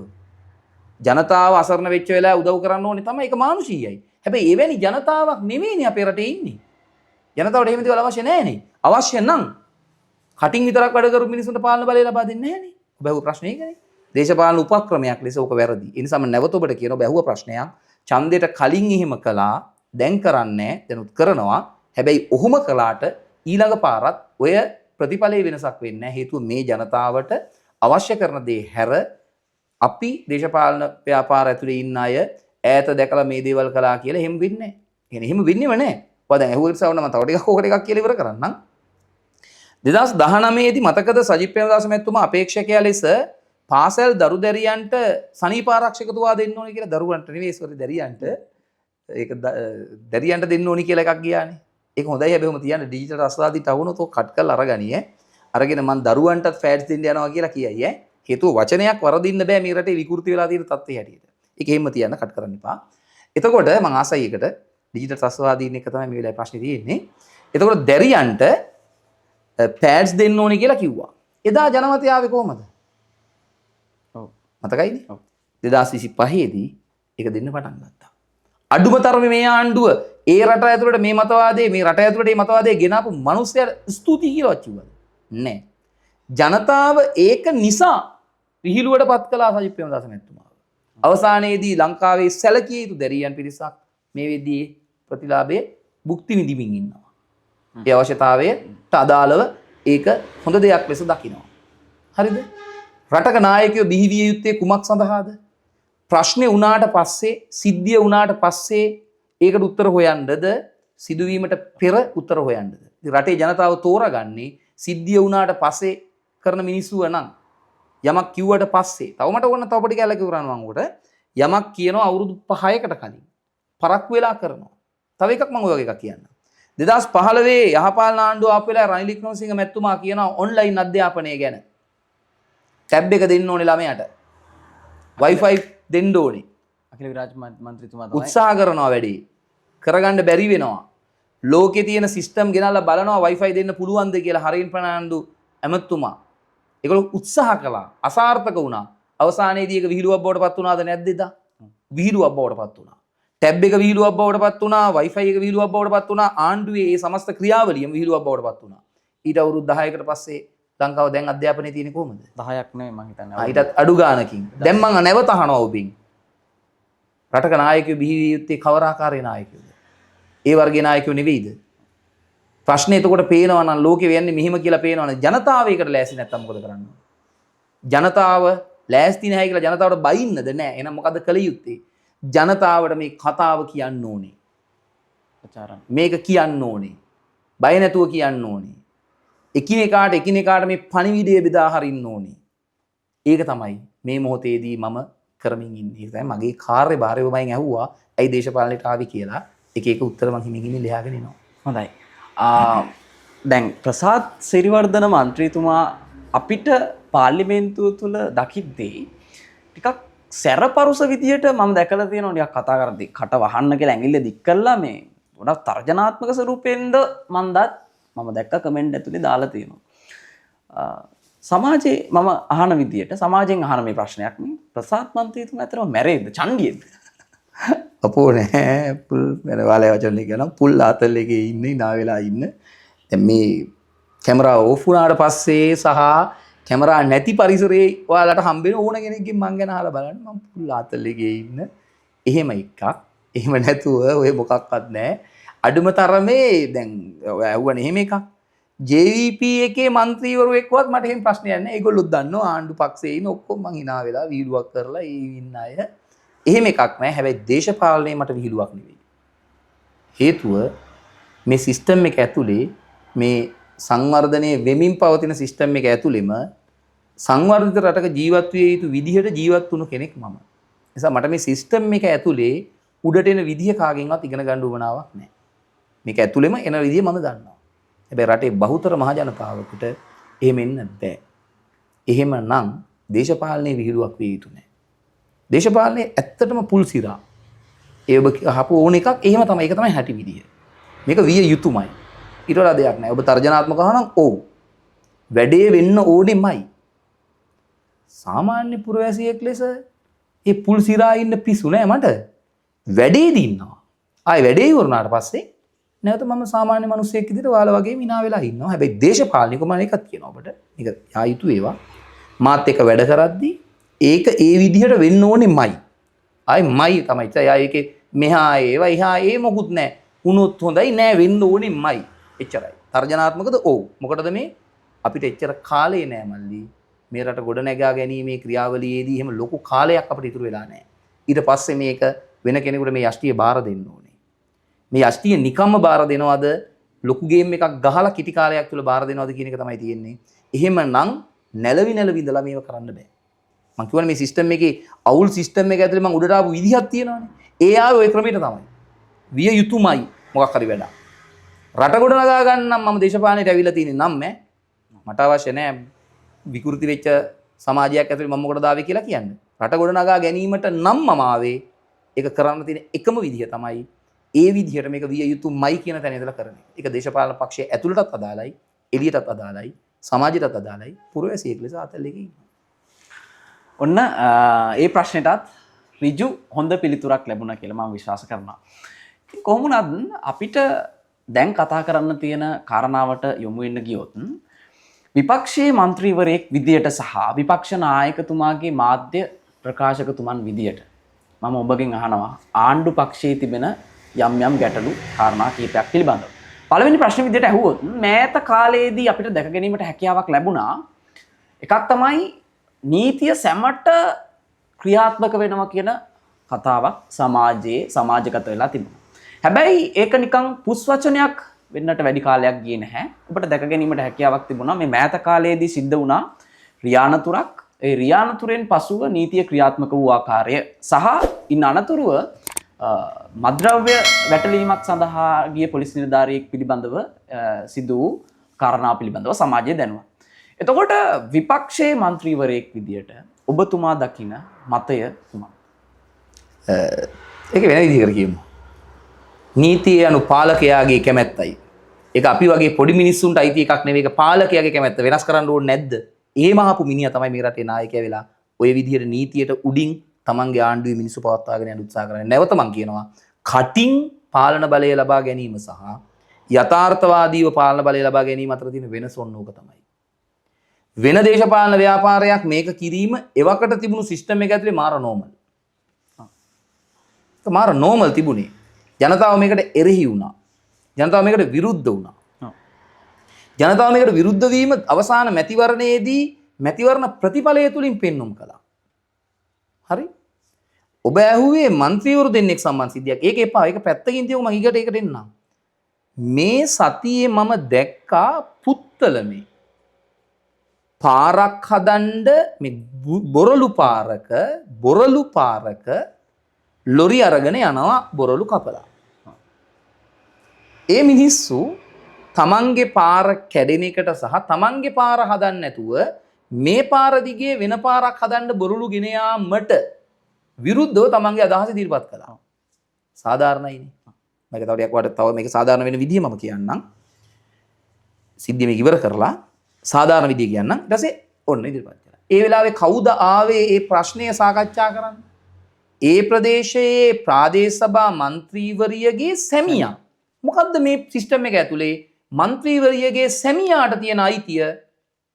ඒ වෙනුවෙන් කතා කරන්නේ. മന്ത്രിවරිය පැමිණීම හරි. ප්‍රජාතන්ත්‍රවාදී සිස්ටම් එකක්.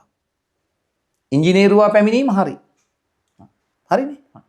පැමිණීම. හරිද?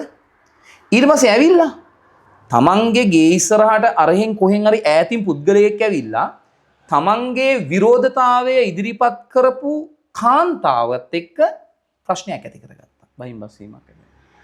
ඊට පස්සේ දෙන්න රණ්ඩු වුණා. ගහගත්තා. ගහගන්න ගියා. අවසන් ප්‍රතිඵලේ කාන්තාවට නීතිය ක්‍රියාත්මක වුණා. මට මේ ඔතන විශේෂ වශයෙන් දක්වන්න ඕන කාරණාව තමයි මම මේ සිදුවීම් දෙකම ඔබතුමාට සංසන්දනය කරේ. දැන් සමාජයේ තියෙන මතය තමයි සැමට නීතිය සමානව ක්‍රියාත්මක වීම. පාලකයාගේ කැමැත්ත තමයි නීතිය කියලා අනුර කුමාර සානායක පාර්ලිමේන්තු මන්ත්‍රීතුමා කිව්වා. එයාට ඒක අමතක වෙලා තියෙන්නේ. ඒකයි වෙලා තියෙන්නේ වෙන මොකුත් නෙවෙයි. මම මේ කියන්න හදන්නේ ඔයා මේ පාර්ලිමේන්තුවක් ගැන කියන අර ප්‍රාදේශ සභා മന്ത്രിවරයෙක්ගේ සැමියා පිළිබඳ ප්‍රශ්නයක් මේක. හරිද? ඒතර ඒක ඔයාගේ ප්‍රශ්නෙට උත්තරේ එන්නම් මම අරකට පොඩි කෑල්ලක් කියන්න තියෙනවා. මේ දවස්වල මේ මීරිගම ඉඳලා කඩවත හයිවේ එක හදනවා. හයිවේ එක හදද්දි පස් සහ ගල් රැගෙන යාම බහුල ලෙස සිදු වෙන්නේ මගේ ආසනයේ මගේ ගේ ඉස්සරහා පාරේ. මාළදෙනිය පාරේ. දවසකට ලෝරි 100 විතර යනවා. ජනතාව හැටියට මේ පාර භාවිතා කරන ජනතාව මේ පාර කැඩෙන බව ස්ථිර වශයෙන්ම දන්නවා.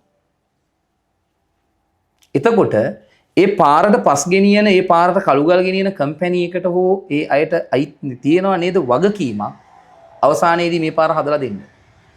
මේ පාර හදලා දෙන්නේ නැතුව මේක භාවිතා කරන්න ගත්තම හදලා දෙන්නේ නැහැ කිය භාවිතා කරන්න ගත්තම ජනතා විරෝධයක් එන්න බැයිද? පුළුවන්. දවසකට ලොරි 100ක් විතර යද්දි මමත් ඒ වෙලාවේ බයේ ඉන්න දෙයක් තියෙනවා. මේක මම අවස්ථාවක් කරගන්නවා. වේගය අඩු කරලා යන්න කියලා කියන්නේ.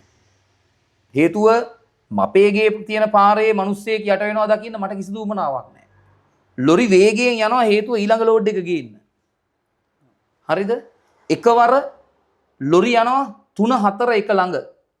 3-4 එක ළඟ ලොරි යනකොට මොකද වෙන්නේ? ඔයාලගේ වයස වගේ ළමයි. මොටර් බයික් එකේ යද්දි මේ ලොරි 3-4 එකට ඉස්සර කරන්න පටන් ගන්නවා. ඉස්සර කරනකොට හැප්පෙන්න ඉඩ තියෙනවා. ලොරි එක ළඟ යවන එක නවත්තන්න ඕනේ. ලොරියක් එක්ක විනාඩියක්වත් පරතරේ තියන්න ඕනේ. ඒතර මේ දෙක එකට නෙමෙයි යන්නේ. එක ලොරිය ඉස්සර කරන්න පුළුවන් කාර් එකකට, ත්‍රිවිල් එකකට හරි බයික් එකකට හරි. ඔබ ඇහුව නිසා මම මේ අර සිද්ධිය එකපාර මතක් වුණේ මේ අපේ ප්‍රශ්නෙත් එක්ක ගාලා මෙතන ගලප ගන්න. ඒතර මේවා ප්‍රශ්න බවටපත් වෙලා අනතුරක් සිද්ධ වුණාට පස්සේ ජනතාව පාර කැඩුණු ප්‍රශ්නේ, දූවිලි ප්‍රශ්නේ, හැබැයි අර දූවිලි වලට නම් වතුර දානවා ඒකත් කියන්න ඕනේ. ඒ ප්‍රශ්නේ ඊට අමතරව දවසකට මේ පාරේ අසාමාන්‍ය ලෙස වාහන භාවිතා කරන ප්‍රශ්නේ එක ඉද්දී පොඩි සිත් වේදනාවකින් ඉන්නේ. ඒ අතරතුර කොහමද අර වගේ එකක් ඇවිල්ලා ඇඩ් එකක් අල්ලනකොට සිද්ධිය. මිනිස්සු විරුද්ධ වෙන්නේ නැද්ද? මේක කාපට් පාරක්. අරක බොරළු පාරක්. ඇවිල්ලා වැදගත් විදිහට කිව්වේ නැහැ මේ අපි මේක හදලා දෙන්නම්. මේකෙන් පස්සේ තාර ටිකක් දාන්නම්, කොන්ක්‍රීට් දාන්නම්. මොකද මේ පාර කැඩෙනවා මෙහෙම. අන්තිම ප්‍රතිඵලය උනේ කාන්තාවට නීතිය ක්‍රියාත්මක වෙනවා. මාලිමා ප්‍රාදේශ සභා මන්ත්‍රීගේ සැමියාට විරුද්ධව කතා කිරීමේ ප්‍රතිඵලයක් ලෙස. හරිනේ. වැඩි පැහැදිලි. එහෙම එකේ හිටපු කතානායකතුමා රහස් කන්දක් තියාගෙන ඉන්න ජවිපේ පුද්ගලයා එතන තමයි මේ බලය තියෙන්නේ. ඒක ඔබ අහනවනේ මොකද මේ හැම වෙලෙම අහනවනේ මිනිස්සු. ජවිපේ පිළිබඳව රහස් කන්දක් තියෙන මිනිහෙක් තමයි රංවල කියලා කියන්නේ. අත තියන්න නෙමෙයි ස්පර්ශ කරන්න ඉඩ දෙන්න බෑ මේ රහස් කන්ද රැකගෙන ඉන්න මිනිස්සු අය. රහස් කියලා කියන ඒවා රැකගෙන ඉන්න මිනිසුන්ව රැක ගැනීම තමයි ව්‍යාපාරයේ ප්‍රධාන අරමුණ. ඒ නිසා ඔහොම නෙවෙයි මොන දේ සිද්ධ වුණත් රංවල මැතිතුමාව ආරක්ෂා කර ගැනීම අතිශය වැදගත්. එතුමාගේ කටින් පිටවන එක වාක්‍යයක් ප්‍රමාණවත් ආණ්ඩුවේ දේශපාලන ක්‍රියාවලිය විශාල ලෙස ඩැමේජ් වෙන්නේ. ඒක තමයි රංවල මැතිතුමා සම්බන්ධයෙන් දිගින් දිගටම මේ ලිහිල් ප්‍රතිපත්තියක් අනුගමනය කරන්නේ ඇයි කියන එක පිළිබඳව. ඔය පක්ෂය උතන්ට ගේන්න බාහිර සමාජය ඇතුලේ කියන්න බැරි තරම් හරි සංගවාගෙන සිටිය යුතු. අපි සංගවාගෙන ඉන්නේ ලස්සන දේවල් නෙවෙයිනේ. එහෙමනේ. අපි හැමෝම ඇඳුම් ඇඳලා මොකද මේ ලස්සනයි නම් අපි සංගවගෙන ඉන්නේ නැහනේ. දැන් උදාහරණයකට ගත්තොත් එහෙම ජිම් එකකට ගිහලා හොඳට බෙඩ් කරලා ලස්සනට ඇඟ හදාගෙන ඉන්න කොල්ලෝ ආස කරන්නේ ඒ ඇඟ පේන්න. කෙල්ලෝ ලස්සනට ෆිගර් එක තියන් ඉන්න කෙල්ලෝ කැමති කෙටි ඇඳුම් ඇඳලා ඒ තමන්ගේ ව්‍යායාමයේ මහන්සියෙන් ගත්ත ඒ හැඩය පේන්න. අපි වගේ අය කැමති පුළුවන් තරම් මේක පහ ගන්නයි. අපි දන්නවනේ ප්‍රශ්නේ. එතකොට සංගවා ගන්න උත්සාහ කරන්නෙම ලස්සන දේවල් නෙවෙයි. නිසා ඔය තියෙන කැත දේවල් ටික හංගගෙන ඉන්න පුද්ගලයන්ට එරෙහිව බාහිර සමාජයේ නීතිය ක්‍රියාත්මක වෙන්න දෙන්න විදිහක් නැහැ. දුන්නොත් අර එකක් දෙකක් ප්‍රමාණවත් බොහෝ දේවල් වලට. ඒ නිසා තමයි හැම වෙලාවෙම මම කියන්නේ විශාල රංගනයක නිරත වීම ඕනෑම පුද්ගලයෙකුට ව්‍යාපාරයකට අර්බුදයක් ගෙන දෙනවා. විශාල බොරුවක් අල්ලපුවම විශාල බොරුවක් විශාල චිත්‍රයක් හදපුවම ව්‍යාජ චිත්‍රයක් හදපුවම ඒක ඉක්මනින් විනාශ වෙන්න ඉඩ තියෙනවා. ඒ නිසා ඒ වෙනුවෙන් ඒ විනාශ වීම වළක්වා ගන්න ගෙවන්න සිද්ධ වෙනවා. මේ බිමින් තියෙන්නේ ඕක නීතියට යටින් ඒ පුද්ගලයෝ තියාගෙන ඉන්න පුළුවන්. හැබැයි අර වගේ රහස් කඳු ගොඩක් තියන අය තියාගෙන ඉන්න බෑ. යාලා තියන්න වෙන්නෙම නීතිය වෙනම ඉන්නවා, යාලා වෙනම ඉන්නවා. නීතිය උඩින් කියලා කියන්නේ නීතිය වෙනම තියෙනවා, යාලා වෙනම ඉන්නවා. ඔබට අපිට සියලු දෙනාට නීතිය ක්‍රියාත්මක වෙනවා. ඒ අයට ක්‍රියාත්මක වෙන්නේ නැහැ. අතන ප්‍රශ්නයක නෙවෙයි. ඒ කියන්නේ මේ පාරේ ප්‍රශ්නයක නෙවෙයි. පහළ කාඩර් එකට හයිය දීලා තියෙන්නේ බලෙන් හරි මේවා කරපල්ලා. අපි ඉන්නවා. ඒක වෙන එකක්. අරක නෙවෙයි. ඒක සිද්ධි දෙකකින් නීතිය වෙනම තියාගෙන ක්‍රියාත්මක වෙන අවස්ථාවක්. හොඳයි. ඒ ප්‍රශ්නෙත් එක්කම තවත් අපිට ප්‍රශ්නයක් ව්‍යුත්පන්න කරගන්න හැකියාවක් තියෙනවා. දැන් විපක්ෂයේ කාර්යභාරය තමයි රටක දිශානතියට අදාළව වැරදි තීරණයක් ගත්තොත් ඒ වෙනුවෙන් පෙනී සිටීමට ඍජුවම අයිතියක් විපක්ෂයට තියෙනවා. ඉතින් ඒ අයිතිය පාවිච්චි කළ මම විශ්වාස කරනවා දැන් 2019න් පස්සේ බලයට පත්වෙච්ච ආණ්ඩුවේ තිබිච්ච ලොකු වැරද්දක් තමයි මේ ඖෂධ චෝදනාවක් තිබුණා. කේලේ රඹුක්කැල මන්ත්‍රීතුමා ඇතුළු පාර්ශවයට. මම හිතනවා ඒකට විරුද්ධව විපක්ෂයෙන් ක්‍රියාමාර්ග ගත්ත කියලා. හැබැයි ඔන්න දැන් මේ වර්තමාන ආණ්ඩුවෙත් ඖෂධ පිළිබඳව චෝදනාවක් ඇවිල්ලා තියෙනවා. ඖෂධ බාල ඖෂධ ගෙනල්ලා තියෙනවා හෝ ඖෂධවල ගුණාත්මක භාවයේ ප්‍රශ්නයක් මතුවෙච්ච නිසා ජීවිත කිහිපයක් නැති වුණා කියලා. විපක්ෂයේ මන්ත්‍රීවරයෙක් විදියට ඔබතුමාලා ගන්න ක්‍රියාමාර්ග මොනවද? අපි ගන්න ක්‍රියාමාර්ග කලින් වෙන එකක් කියලා ඉන්නවා. අපි දැන් නඩු දැම්මනේ කේලේ රඹුක්කැලට විරුද්ධව. අපි නීතිය දිගේ ගිහිල්ලා නීත්‍යානුකූලව දඬුවම් කළ යුතුයි මේ වරදට කියලානේ අපි පෙනී සිටිනවා. අපි වෙනුවෙන් ක්‍රියාත්මක වුණා. ඒතර ඔබ ඒක පිළිගන්නවා. ඒක අපි ඒ වෙනුවෙන් ඉඳලා. හරිනේ ඒක. ඒ වෙලාවේ කොහොමද අනුර කුමාර සානායක පාර්ලිමේන්තු මන්ත්‍රීතුමා ඒක ගත්තේ? වැරදි බෙහෙත, කියන්නේ ගෙනාපු අර බාල බෙහෙත කෙහෙලියට දෙමු. මේ ප්‍රසිද්ධ වේදිකාවේ කියපු දේ. ඒ වැරදි යන්නේ අර මිනිස්සු මිය ගිය බෙහෙත දෙමු. ඇස්සන්ද වෙච්ච බෙහෙත කෙහෙලියට දාමු. දැන් එන අනුර කුමාර සානායකතුමාට මොකද තියෙන්නේ? එයාගේ ඒ කියපු කතාව දැන් ක්‍රියාත්මක කරන්න මොකද කරන්න තියෙන්නේ? පැහැදිලිනේ. නලින්ද ජයතිස්සට ඒ ඉන්ජෙක්ෂන් එක නම් වැරදිලා තියෙන ඉන්ජෙක්ෂන් එක ගහන්න. වැරදි බෙහෙතක් නම් දීලා තියෙන ඒ බෙහෙත් ටික පොවන්න. ඇහැට දාන බෙහෙතක් නම් ඒක දාන්න ඇහැට. අනුකම්පාසනායක මැතිතුමාට පුළුවන් කැමරාවක් ඉස්සරහට ඇවිල්ලා මෙන්න බලන්න අපි නලින් ජයසිරිට මේ කවුරු හරි ගෙනාවා වෛද්‍යවරයෙක් මේ බෙහෙත මෙන්න විදිනවා. ඇයි කරන්නේ නැත්තේ? ජනතාව බලාපොරොත්තු වෙන්නේ එහෙම එව්වා. ජනතාව හිතුවේ නෑ මේ නීතියට කියන මොකද හේතුව තව එකක් ඔකේ තියෙනවා. ඒක ලස්සනට තුමා කියන විදිහක් තියෙනවා. කෙහෙලියට අත්අඩංගුවට ගනි තව ටිකකින් රෝහල්ගත කරයි. රෝහලේදී මේ බෙහෙත් ටික දෙන්න කියලා තමයි කිව්වේ. දැන් නලින්ද ජයසිරි අත්අඩංගුවට ගන්නෙත් නෑ. අත්අඩංගුවට අරගෙන රෝහල්ගත වෙන්නෙත් නෑ. රෝහල්ගත වෙච්ච එකනට අර බෙහෙත දෙන්න යෝජනා කරන්නෙත් නෑ. ඉතින් අපි බලාගෙන ඉන්නවා. ඉතින් අපි ඕනේ නෑනේ මේ ඔක්කොම ටික විසඳන්න ආපු කෙනානේ. ඔබ අපි නීතිය ක්‍රියාත්මක කරනවා. ඉතින් අපි ටිකක් බලන් ඉන්නවා. මෙච්චර ලේසියෙන් ප්‍රශ්න විසඳන්න පුළුවන් මිනිස්සුયો ඉද්දි අපි වගේ මොකටද මේ අවුරුදු ගණන් ගිහිල්ලා කරන්නේ? ඉතින් මිනිස්සුන්ට ඕන කලේ මෙහෙම කරද්දි උත්තරනේ මාස 6න් ගොඩ ගිය රටක් මේ වගේ ප්‍රශ්නයක් වෙච්ච ගමන් ගෙනාපු ඇමතිටම බෙහෙත විදින රටක් අර ඒ සල්ලි ටික එකපාර ගිහිල්ලා බෝට්ටුවකින් හරි නැවකින් හරි එහෙම නැත්නම් ප්ලේන් එකකින් අරන් එන රටක් මේ රට මෙහෙම බලන් ඉද්දි ඊතලයේ වගේ සංවර්ධන රටක් නේ. ඉතින් ජනාධිපතිතුමාට පුළුවන් දැන් මේ වෙලාවේ ජනාධිපති අනුතරේ බලයත් පාවිච්චි කරලා එතුමට අර කියන විදියට ගෙනල්ලා ඉන්ජෙක්ෂන් ටික ගහලා පෙන්නන්න මෙන්න මෙයාට අපි කළා ඒ වැඩි. අර අපි අහලා තියෙන්නේ එලාර් රජතුමා තමන්ගේ දරුවාව කරත්තේට යට කළා කියලා කතාවක් අහලා තියෙනවානේ. පසුපැටියෙක් යට වෙච්ච එකට. දැන් පුළුවන් අනුරුමාන සානායක මැතිතුමාට අවුරුදු 2000 ගානකට පස්සේ ඒ වර්ගයේ නායකයෙක් තමයි මං කිව්ව දේ කරන පුද්ගලයෙක් කියලා පෙන්වන්න ඔප්පු කළා. අපි එහෙම විශ්වාස කරන්නේ නැහැ. හේතුව ඒ ඔක්කොටම වඩා ඒ රාජ්‍ය පාලනයෙන් ප්‍රජාතන්ත්‍රවාදීට රාජ්‍යත්වය ආවේ මාරුනේ ඔය විදිහට ප්‍රශ්න විසඳන්න නෙමෙයි.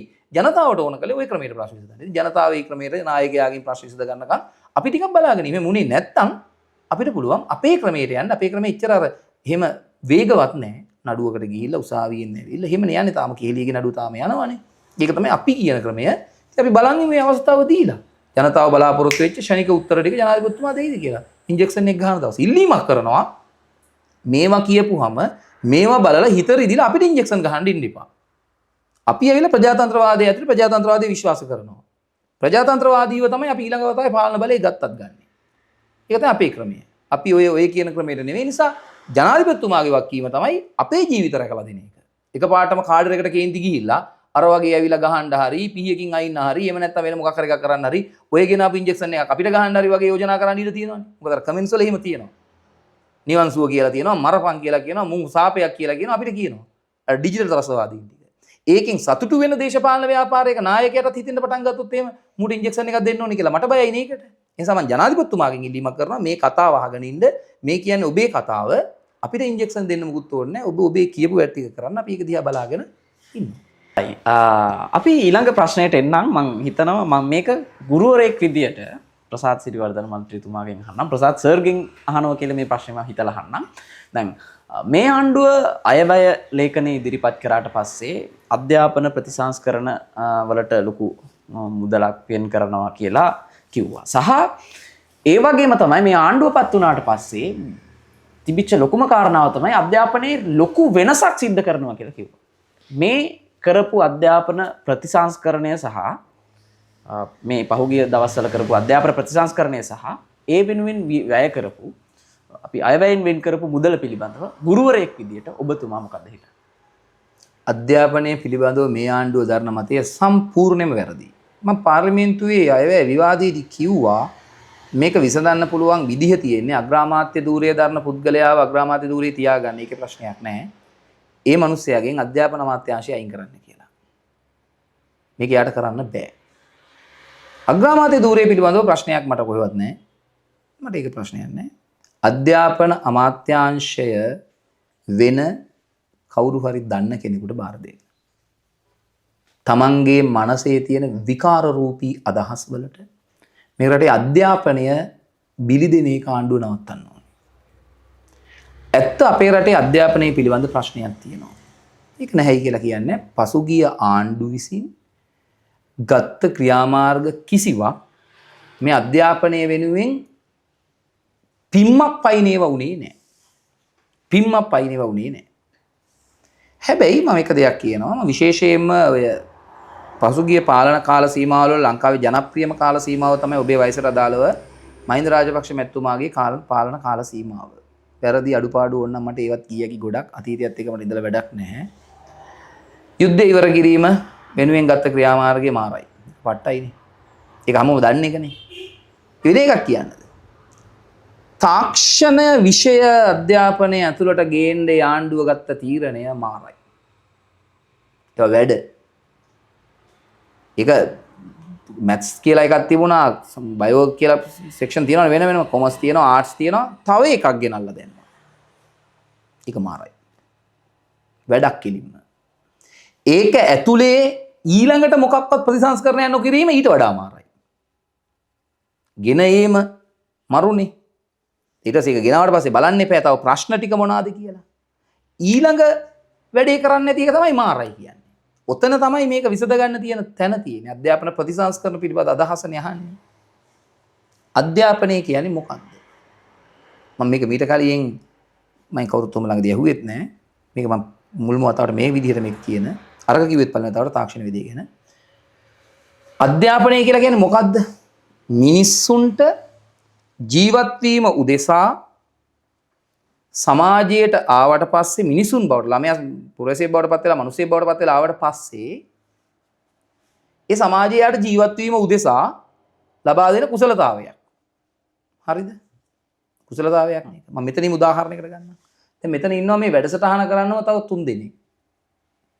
මේ 3 දෙනා කරන්නේ මේ වැඩේ ලස්සනට කරලා මේ රටට මේක දෙනවා. ඒක තමයි යාගේ වෘත්තිය. මේ 3 දෙනා මේ වෘත්තියත් එක්ක තමයි ජීවිතේ පවත්වාගෙන යන්නේ. ඔබ මගෙන් ප්‍රශ්න අහලා ඒක තමයි ඔබේ වෘත්තිය කියලා මම හිතනවා. ඒක තමයි වැඩේ. හරිද? ඔයාලා 4 දෙනාටම වයස අවුරුදු 18ක් 19ක් විතර වෙනකන් ඔය වෘත්තියට අදාළව මොකක්වත් උගන්වලා නැහැ. ඔයාලා ඔක්කොටම උගන්වනවා ඉතිහාසය, සිංහල, ගණිතය, මොනවා හරි ඕම් විෂයන් ටික. ඔක්කොටම උගන්වනවා. හරිද? ඒ ටික ඉගෙනගෙන ඉවරලා ඔයා එළියට එනවා. ඇවිල්ලා ඔයා දශක දෙකක් වෙන් කරලා ඉවරයි ඒ වෙනුවෙන්. ඒ වෙනුවෙන් පමණක්, ඒ වචනේ වැදගත් ඈ, පමණක්. වෙන් කරලා ඉවරලා අදාළව නැති වැඩක් ඔයාලා කරමින් ඉන්නවා. එහෙනම් මොකක්ද දැන් අපි කළ යුත්තේ? කළ යුතු අධ්‍යාපන ප්‍රතිසංස්කරණය තමයි මෙන්න මේවා උගන්වන්න ඕනේ ඔයාලට කීයේදීද? 10ේදී, 12ේදී, 13ේදී, 14 වයසේදී, 15ේදී උගන්වන්නේ. ඒ අතර ඉතිහාසයේ, සිංහල, ගණිතය ඒවත් උගන්වන්න ඕනේ. දැන් මෙතන කැමරාව පිටිපස්සේ ඉන්න සියලු දෙනාටම මම ඉගෙන ගත්ත තරමට ගණිතය උවමනයිද? මගෙන් ඉගෙන ගන්න ළමයින් තරමට ගණිතය උවමනයිද? නෑ. හැබැයි ඒ අයටත් ගණිතයේ යම් ප්‍රමාණයක් ඕනේ. ගණිතයේ යම් ප්‍රමාණයක් ඕනේ. මේ තියලා තියෙන කැමරාවට දාලා තියෙන මේක ත්‍රිකෝණයක තියෙන්නේ. මේක යාට අවබෝධයක් තියෙන්න ඕනේ. ඒ ත්‍රිකෝණේ දිගපල්ල වෙනස් වෙන විදිය ගැන දැනගෙන ඉන්න ඕනේ. ඒ ගණිතය මෙයාට ඕනේ. හැබැයි යාට ඕනේ නෑ ඕක ඇතුලේ පයිතගරස්. මෙයා මේකේ පයිතගරස් දාලා හදන්නේ නෑ. යාට ඒ බැලන්ස් එක ඕනේ. අධ්‍යාපනයේ ප්‍රතිසංස්කරණය වෙන්න ඕන ඔතනට. මොකද්ද මේ වෘත්තීය උදෙසා ඉගෙනවීම. වෘත්තීය උදෙසා ඉගන්නන්න නැතුව වෙන වෙන ටිකක් උගන්නලා සමාජයට දාපුවම ළමයාට මොකද වෙන්නේ? ළමයා මුකුත් දන්නේ නැතුව තමයි එන්නේ අවුරුදු 20 දී. සමාජයේ තියෙනවා මොනවද රස්සා වගේක්. වයස අවුරුදු 20න් එළියට එන ළමයාට මුකුත් දන්නේ නැහැ. එයා දන්න වෙන වගේක් තියෙන එක ජීවත් වෙන්න උවමනා කරන්නේ. එයා දන්නවා ඉතිහාසයේ සිංහල ඒවා නරකයි නෙවෙයි. එයා දන්නවා. හැබැයි ජීවත් වෙන්න මුකුත් උවමනා කරන්නේ නැහැ ඒක. අවසන් ප්‍රතිඵලය වෙන්නේ රස්සා වගේක්. ඒතර ජීවත් වීම උදෙසා උවමනා කරන දේවල් ටික තමයි රස්සා නමින් හඳුන්වන්නේ. අපි ජීවත් වෙනකොට අපේ විවිධ වැඩ කරගන්න උවමනා කරන දේවල් ටිකක් තියෙනවා. ඒවට තමයි රස්සා කියලා කියන්නේ. රස්සා වගේක් තියෙනවා. ඒ රස්සා ටිකට යන්න රස්සාව ගැන දන්න මිනිසු ටිකක් නැහැ. වෙන දේවල් දන්න ටිකක් ඉන්නවා. ඔන්න ඕක තමයි අධ්‍යාපන ප්‍රතිසංස්කරණයේ පදනම බවට පත් වෙන්න ඕනේ. දැන් ඊට පස්සේ ඕක ටිකක් ලොකුවට වල ඕන කල්පනා කරන්න ලෝකෙ දිහා බලනවා. ලෝකෙ මොනවද ඕන කරන රස්සා ටික කියලා බලනවා. ඒක මේ ළමයට උගන්වනවද බලනවා. නැත්තම් උගන්වන්න පටන් ගන්න ඕනේ. වේගවත් අධ්‍යාපන ප්‍රතිසංස්කරණයක් කරන්න ඕනේ ඒ වෙනුවෙන්. කො මම හිතන්නේ විෂය ප්‍රතිසංස්කරණයක් තමයි පහුගිය දිනවල. විෂය ප්‍රතිසංස්කරණ නෙමෙයි මේක. ඔව් අධ්‍යාපන සිස්ටම් එක මම කියන්නේ විෂය ප්‍රතිසංස්කරණ කරලා ඉතිහාසය, සිංහල ඉතිහාසය උගන්වන්න නැතුව දෙමළ උගන්වනවද? දෙමළයි සිංහලයි එකට උගන්වනවද? මොනවාද විකාරයන්නේ මේ කියවන්නේ? විෂය ප්‍රතිසංස්කරණකින් පරිබාහිරව විෂය ප්‍රතිසංස්කරණ එක නෙමෙයි. විෂය ඔය යන විදිහට ඒක ප්‍රතිසංස්කරණ නෙමෙයි. ඒවා ලේසි වැඩ. විෂය ඇතුලේ මේ දැනට උගන්වමින් තියෙන ඉතිහාසය වෙනුවට වෙන කෑල්ලක් එකතු කරනවද? ඒක මාරු කරලා වෙන එකක් දානවද? පාඩම් කරන් තියෙන කවි පන්තිය මාරු කරලා වෙන කවි පන්තියක් දානවද? ඒවටද ප්‍රතිසංස්කරණ කියලා කියන්නේ. ඌවද ප්‍රතිසංස්කරණ. මේ අධ්‍යාපනය ඇමතිට මෙන්න මගුලක්වත් තේරෙන්නේ නැහැ කියලා මං කියන්නේ. ඒක අහුවතර වාගෙන වගේ පුල් සිරා කියලා යකා නගිනවා මට. ලෝකෙ දිහා බලන්න තේරෙන්නේ නැද්ද? IT පිළිබඳ දැනුම ළමයාට 6 වසරේ 7 වසරේ ඉඳලා සියලු දෙනාටම 11 වසරෙන් 12 වසරට ඒ ළමයාට සියලු දෙනාටම IT දැනුම. දැන් අපි හැමෝම කියන එක දෙයක් තියෙනවා. මේ බලන්න. ව්‍යාපාර කරන්න ඕනේ, මේ රට ව්‍යවසායකයෝ බිහි වෙන්න ඕනේ. කොමර්ස් විෂය අනිවාර්ය කරන්නේ. මොන ප්‍රතිසංස්කරණද මේ? දැන් ඔයාලා මෙතන වියදම් කරන්න ඕනේ මුදල්. වියදම් කිරීම පිළිබඳව ඔයාලට දැනුමක් දෙන්න ඕනේ නැද්ද අවුරුදු 20 ඇතුලේ? account එකක් හදාගන්න විදිය, වියදම් කරන විදිය, ඒ පිළිබඳව දැනුම ඕනේ නැද්ද? ව්‍යාපාරයක් කරනකොට ව්‍යාපාරය පිළිබඳව හිතන විදිය. ඒතර ඒ ව්‍යාපාරය පිළිබඳව හිතන්න ලෝකයේ කොහොමද කියලා තියෙන බලනකොට IT දැනුම. ඒව නෙමෙයි දෝනේ. ඒ වෙනුවට වෙන දේවල් ටිකක් කර කර ප්‍රතිසංස්කරණ කියලා කියනවා. මේක පිස්සුවක්. මං කියන්නේ ඒකයි මේ මනුස්සයර මේ මගුල තේරෙන්නේ නැහැ. වෙන මොනවදෝ ටිකක් කියනවා. ඒ කියන්නේ ප්‍රවර්ධනය කළ යුතු දේවල් වෙනුවට පොඩි දේවල් ප්‍රවර්ධනය කරනවා. පොඩි දේවල් ප්‍රවර්ධනය කරනවා. ඕක තමයි ඊළඟ ප්‍රශ්නය. දැන් උදාහරණයකට තවරන්නම් තව එකක් මේක දවස්වල වැඩිපුර සාකච්ඡා වෙන එකක් ලිංගික අධ්‍යාපනය. ලිංගික අධ්‍යාපනය පාසල් වල ළමයින්ට දෙන්න ඕනේ. ඒක පිළිබඳව ප්‍රශ්නයක් නැහැ. හැබැයි ඕක හයිලයිට් කරලා මේ එන්න මාර එකක් කියලා එහෙම එකක් නැහැ.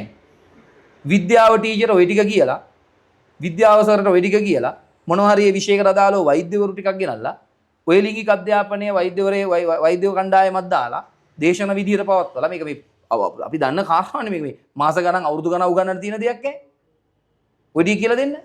වෛද්‍යවරු ටිකක් දාලා වෛද්‍යවරියන් ටිකක් දාලා ටීචර්ස්ලාට විද්‍යාව උගන්නන ටීචර්ස්ලාට මෙන්න මේ ටික උගන්නන්න කියලා ඊට අමතරව ස්ලයිඩ්ස් ටිකක් හදලා වීඩියෝස් ටිකක් හදලා මේ ටික පෙන්නලා මේක වෙන්නේ මේමයි කියලා සරල ලිංගික අධ්‍යාපනයේ ළමයිකට දෙන එක මේ ලොකු වැඩක්ද? ඒක සාකච්ඡාවට ගත යුතු වැඩක්ද? නෑ ඒක පොඩි වැඩක්. හැබැයි ගන්න ඉවුවා. ඔතනින් මම චූටි ප්‍රශ්නයක් අහන්න. දැන් ඔය ඔබතුමාම සඳහන් කරපු කාරණාවක් විදිහට දැන් මේ ලිංගික අධ්‍යාපනය කියන එක හයිලයිට් කරගෙන මේ උපත් පාලන ක්‍රම දෙනවා ළමයින්ට. රුපියල් 5000ක් දෙන්න යෝජනා කරනවා. ඒක සුදුසුද නැද්ද? මං කියන්නේ ඒක සුදුසු නැද්ද කියන කාරණාව නෙවෙයි. ඒක සමාජයේ ඇතුලේ මාතෘකාවක් බවට පත් කරගෙන කළ යුතු දේවල් නෙවෙයි. පැහැදිලිද? ලිංගික අධ්‍යාපනයේ ඇතුලේ උපත් පාලන ක්‍රම උගන්වනවද නැද්ද කියලා තීරණය කරන එක මටවත් ඔබටවත් තියෙන එකක් නෙවෙයි. ඒක වෛද්‍යවරුන්ට පුළුවන් කරන්න. ඒ සම්බන්ධ විශේෂඥයන්ට පුළුවන්. උගන්වන්නේ මොනවද කියලා තීරණය කරන්න අපිට බෑ. මම කියන්නේ මොකද්ද? ලිංගික අධ්‍යාපනය ලබා දෙන්න ඒ විශේෂඥයන්ට අවස්ථාව දෙන්න. එතකොට ඒ අය උපත් පාලනයද උගන්වන්න ඕනේ, උපත් වැඩි වෙන එකද උගන්වන්න ඕනේ, එහෙමට අමතරව වෙන මොනවා හරිද උගන්වන්නේ, ඒ ඔක්කොම ඒගොල්ලෝ කරයි. ලිංගික ප්‍රදේශයේ පිරිසිදු කරගන්න විදියද උගන්වන්න ඕනේ. ඒවා අපි නෙමෙයිනේ. අපි මොකද්ද කරන්න ඕනේ? මේක ලබා දෙනවා. කරන්න ඒකට සුසු විශේෂඥයන්ට දෙනවා. මං කියන්නේ මේක සාකච්ඡාවටවත් ගන්න ඕනේව නෙමෙයි. හැබැයි ඒව තමයි මාතෘකාව වෙන්නේ. අර මාතෘකා තොගයක් තියෙනවා. අර මේ ලෝකෙත් එක්ක අපිට මේ ගනුදෙනුවක් කරන්න වෙලා තියෙනවා. ලෝකෙට ඕන කරන වෘත්තීන් අපේ රටේ බිහි වෙන්නේ නැහැ. අපේ රට ඇතුලේ ඒ වැඩවලට අවශ්‍ය මිනිස්සු ටික නැහැ. මේ ප්‍රශ්න ගොඩක් තියෙන එකක ඒ ටික අතහැරලා වෙන මොකද්දෝ විකාරයක් කර කර ඉන්නවා. නැවත කියනවා අධ්‍යාපන හැමදෙර දාන මිනිස්සු වයින් කරේ නැත්තම් මේ අධ්‍යාපනයේට මාර අවුලක් කරනවා. මොකද එයා ඔළුවේ මොකක් හෝ විකාරයක් තියාගෙන ඒ විකාරය සමාජයට දාන්න උත්සාහ කරනවා අධ්‍යාපනයේ ඔස්සේ. නිසා මේක බරපතල ප්‍රතිඵල ගෙනල්ලා දෙයි මිනිසුන්ට. ඊට වඩා කියන්න දෙයක් නැහැ. අධ්‍යාපන ප්‍රතිසංස්කරණ කියන්නේ මොනවද කියලා ඔබ ඇහුව කතාව මම හිතනවා මම උත්තර දුන්නා කියලා. ඇත්ත ප්‍රතිසංස්කරණ කියන්නේ එව්වා ඒ ඔස්සේ කිසියම් ආණ්ඩුවක් යමු වුණොත් අපේ රටට මීට වඩා ප්‍රතිලාභ බලාපොරොත්තු වෙන්න පුළුවන්. ඒක කළ යුතුමයි. හොඳයි. ඒ වගේම තමයි අපිට තවත් ප්‍රශ්න කිහිපයකට තමයි යන්න අවස්ථාව තියෙන්නේ. අපි ඊළඟ ප්‍රශ්නේ විදිහට ඔබතුමාගෙන් අහන්නම්. දැන් විපක්ෂ නායකවරයා මම දැක්කා මේ විවසනයත් සමග ලංකාවට සිදු වූ විශාල විවසනයත් සමග යෝජනාවක් කරා පාර්ලිමේන්තුව තුළ මම දැක්කා මේ නැවත ණය ප්‍රතිව්‍යුහගත කිරීමකට නැත්නම් අපි කියනවා නැවතත් IMF එකත් එක්ක සාකච්ඡාවක් කරන්න යන්න ඕන කියන මතයක් තිබුණා. මම දැක්ක ඒකට ආණ්ඩු පක්ෂයෙන් ලබා දිනු පිළිතුරත් සමාජය දකින්නට ඇති කියලා මම විශ්වාස කරනවා. එතකොට 2025 වර්ෂයට අපි දළදේශීය නිෂ්පාදනය 100ට ආර්ථික වර්ධන වේගය 4.1ක් හෝ 4.5ක් අතර ප්‍රමාණයක් තමයි නිර්දේශ කරලා තියෙන්නේ. 26 වර්ෂය වෙනකොට 2026 වර්ෂය වෙන විට 100ට 3.1කට වගේ අඩු ප්‍රමාණයකට අඩු වෙනවා කියලා ජාත්‍යන්තර මූල්‍ය අර්ධ මුදල ප්‍රකාශයට පත් කරලා තිබෙනවා. ඉතින් ඔබතුමා හිතන විදිහට මේක ලංකාවට මොන විදිහට බලපානවා? ඉතින් 2028 වෙනකොට අපිට තියෙනවා මේ ණය වාරික මීට වඩා වැඩි ප්‍රමාණයක් ගෙවන්න. ඒ වෙනුවෙන් කියලා තියෙනවා නම් මෙන්න මේ ආර්ථික වර්ධන වේගයන් පවත්වා ගන්න ඕනේ කියලා. ආර්ථික වර්ධන වේගය ඊට වඩා පහළින් නම් යන්නේ. හදිසි ව්‍යසනයකුත් ඇවිල්ලා නම් විපක්ෂයේ ඉන්න ප්‍රධාන පක්ෂයේ නායකයාට කළ හැකි දේවල් දෙකක් තියෙනවා. ඔය පාරෙම යන්න දැන් පැහැදිලි එතකොට මේකේ බලාපොරොත්තු වෙන වලට වඩා පහළින් යන්නේ 28 හිර වෙනවා. ඒකම ජනතාව තුළ ලොකු විරෝධතාවයක් එනවා.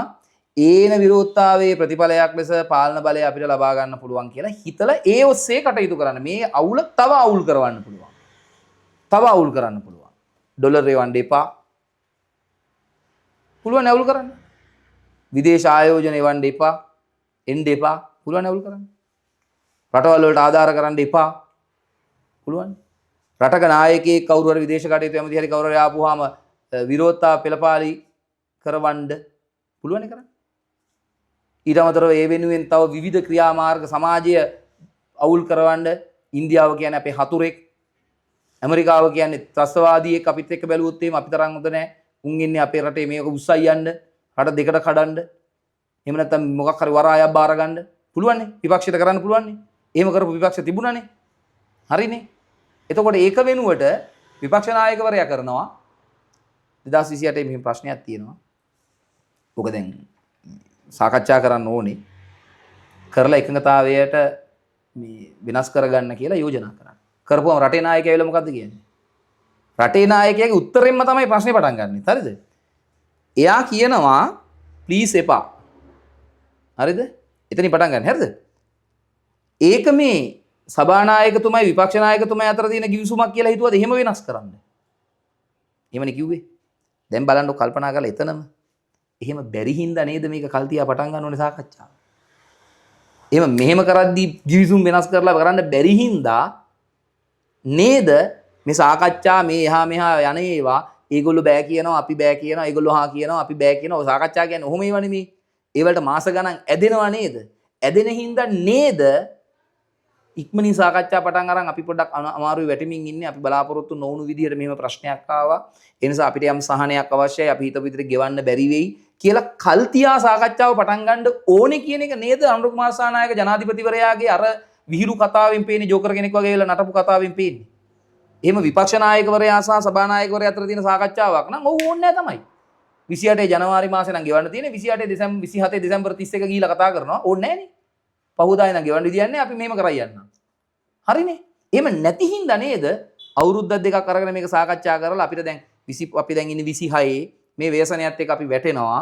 අපි ආයේ ගොඩේදී 27 වෙද්දී අපි එන්න උත්සාහ කරනවා. එහෙම වුණොත් අපිට පුළුවන් වේවි 27 මැද යනකොට බැරුව ගියොත් අපිට 28 ගෙවන්න බැරි වෙයි. එහෙම වුණොත් අපිට chance එකක් හදලා දෙන්න. ඒක නෙමෙයිද වගකීමක් සහිත නායකයෝ කරන්න ඕන වැඩේ. අන්තිමට මොකද වෙන්නේ? සජිත් ප්‍රේමදාස මැතිතුමා ඒ කතාව කියලා බැනුම් අහනවා විතර නෙමෙයි. විහිළුකාරයෙක් බවට පත් වෙනවා. ඉතින් මේ රට පටන් ගන්නකොට මම කිව්වේ විකෘතියක නෙවෙයිද තියෙන්නේ. ඩිජිටල් ත්‍රස්තවාදීන් විසින් මේ රටේ මිනිස්සුන්ගේ මනස විකෘති කරලා තියනවා කියන උදාහරණ තව ඕනේ. හරි දේ විහිළුවක් බවට පත් වුණු රටක හරි දේ නොකිය ඉඳීමට තරම් ජනතාව පොළඹවමින් ඉන්නවා. මේක මේ විපක්ෂ නායකතුමාට තරම් පොදු තත්ත්වයක් නෙවෙයි. වටුනම වෙන කතාවක් තව කියන්නම්. කළුතර පැත්තේ මං හිතන්නේ ඒක උනේ ස්වාමින් වහන්සේ නමක් මොනවාරි අනුනායක හාමුදුරු නමක් පහුගිය දවස්වල කියනවා මට මොනවා කිව්වත් මම මේ කතාව කියන්න ඕනේ.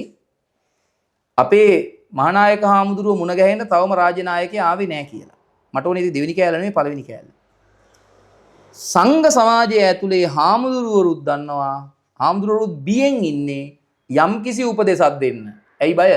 ඩිජිටල් ත්‍රස්තවාදීන් හාමුදුරුවන්ව විනාශ කරනවා මතවාදී ලෙස සමාජය ඇතුලේ.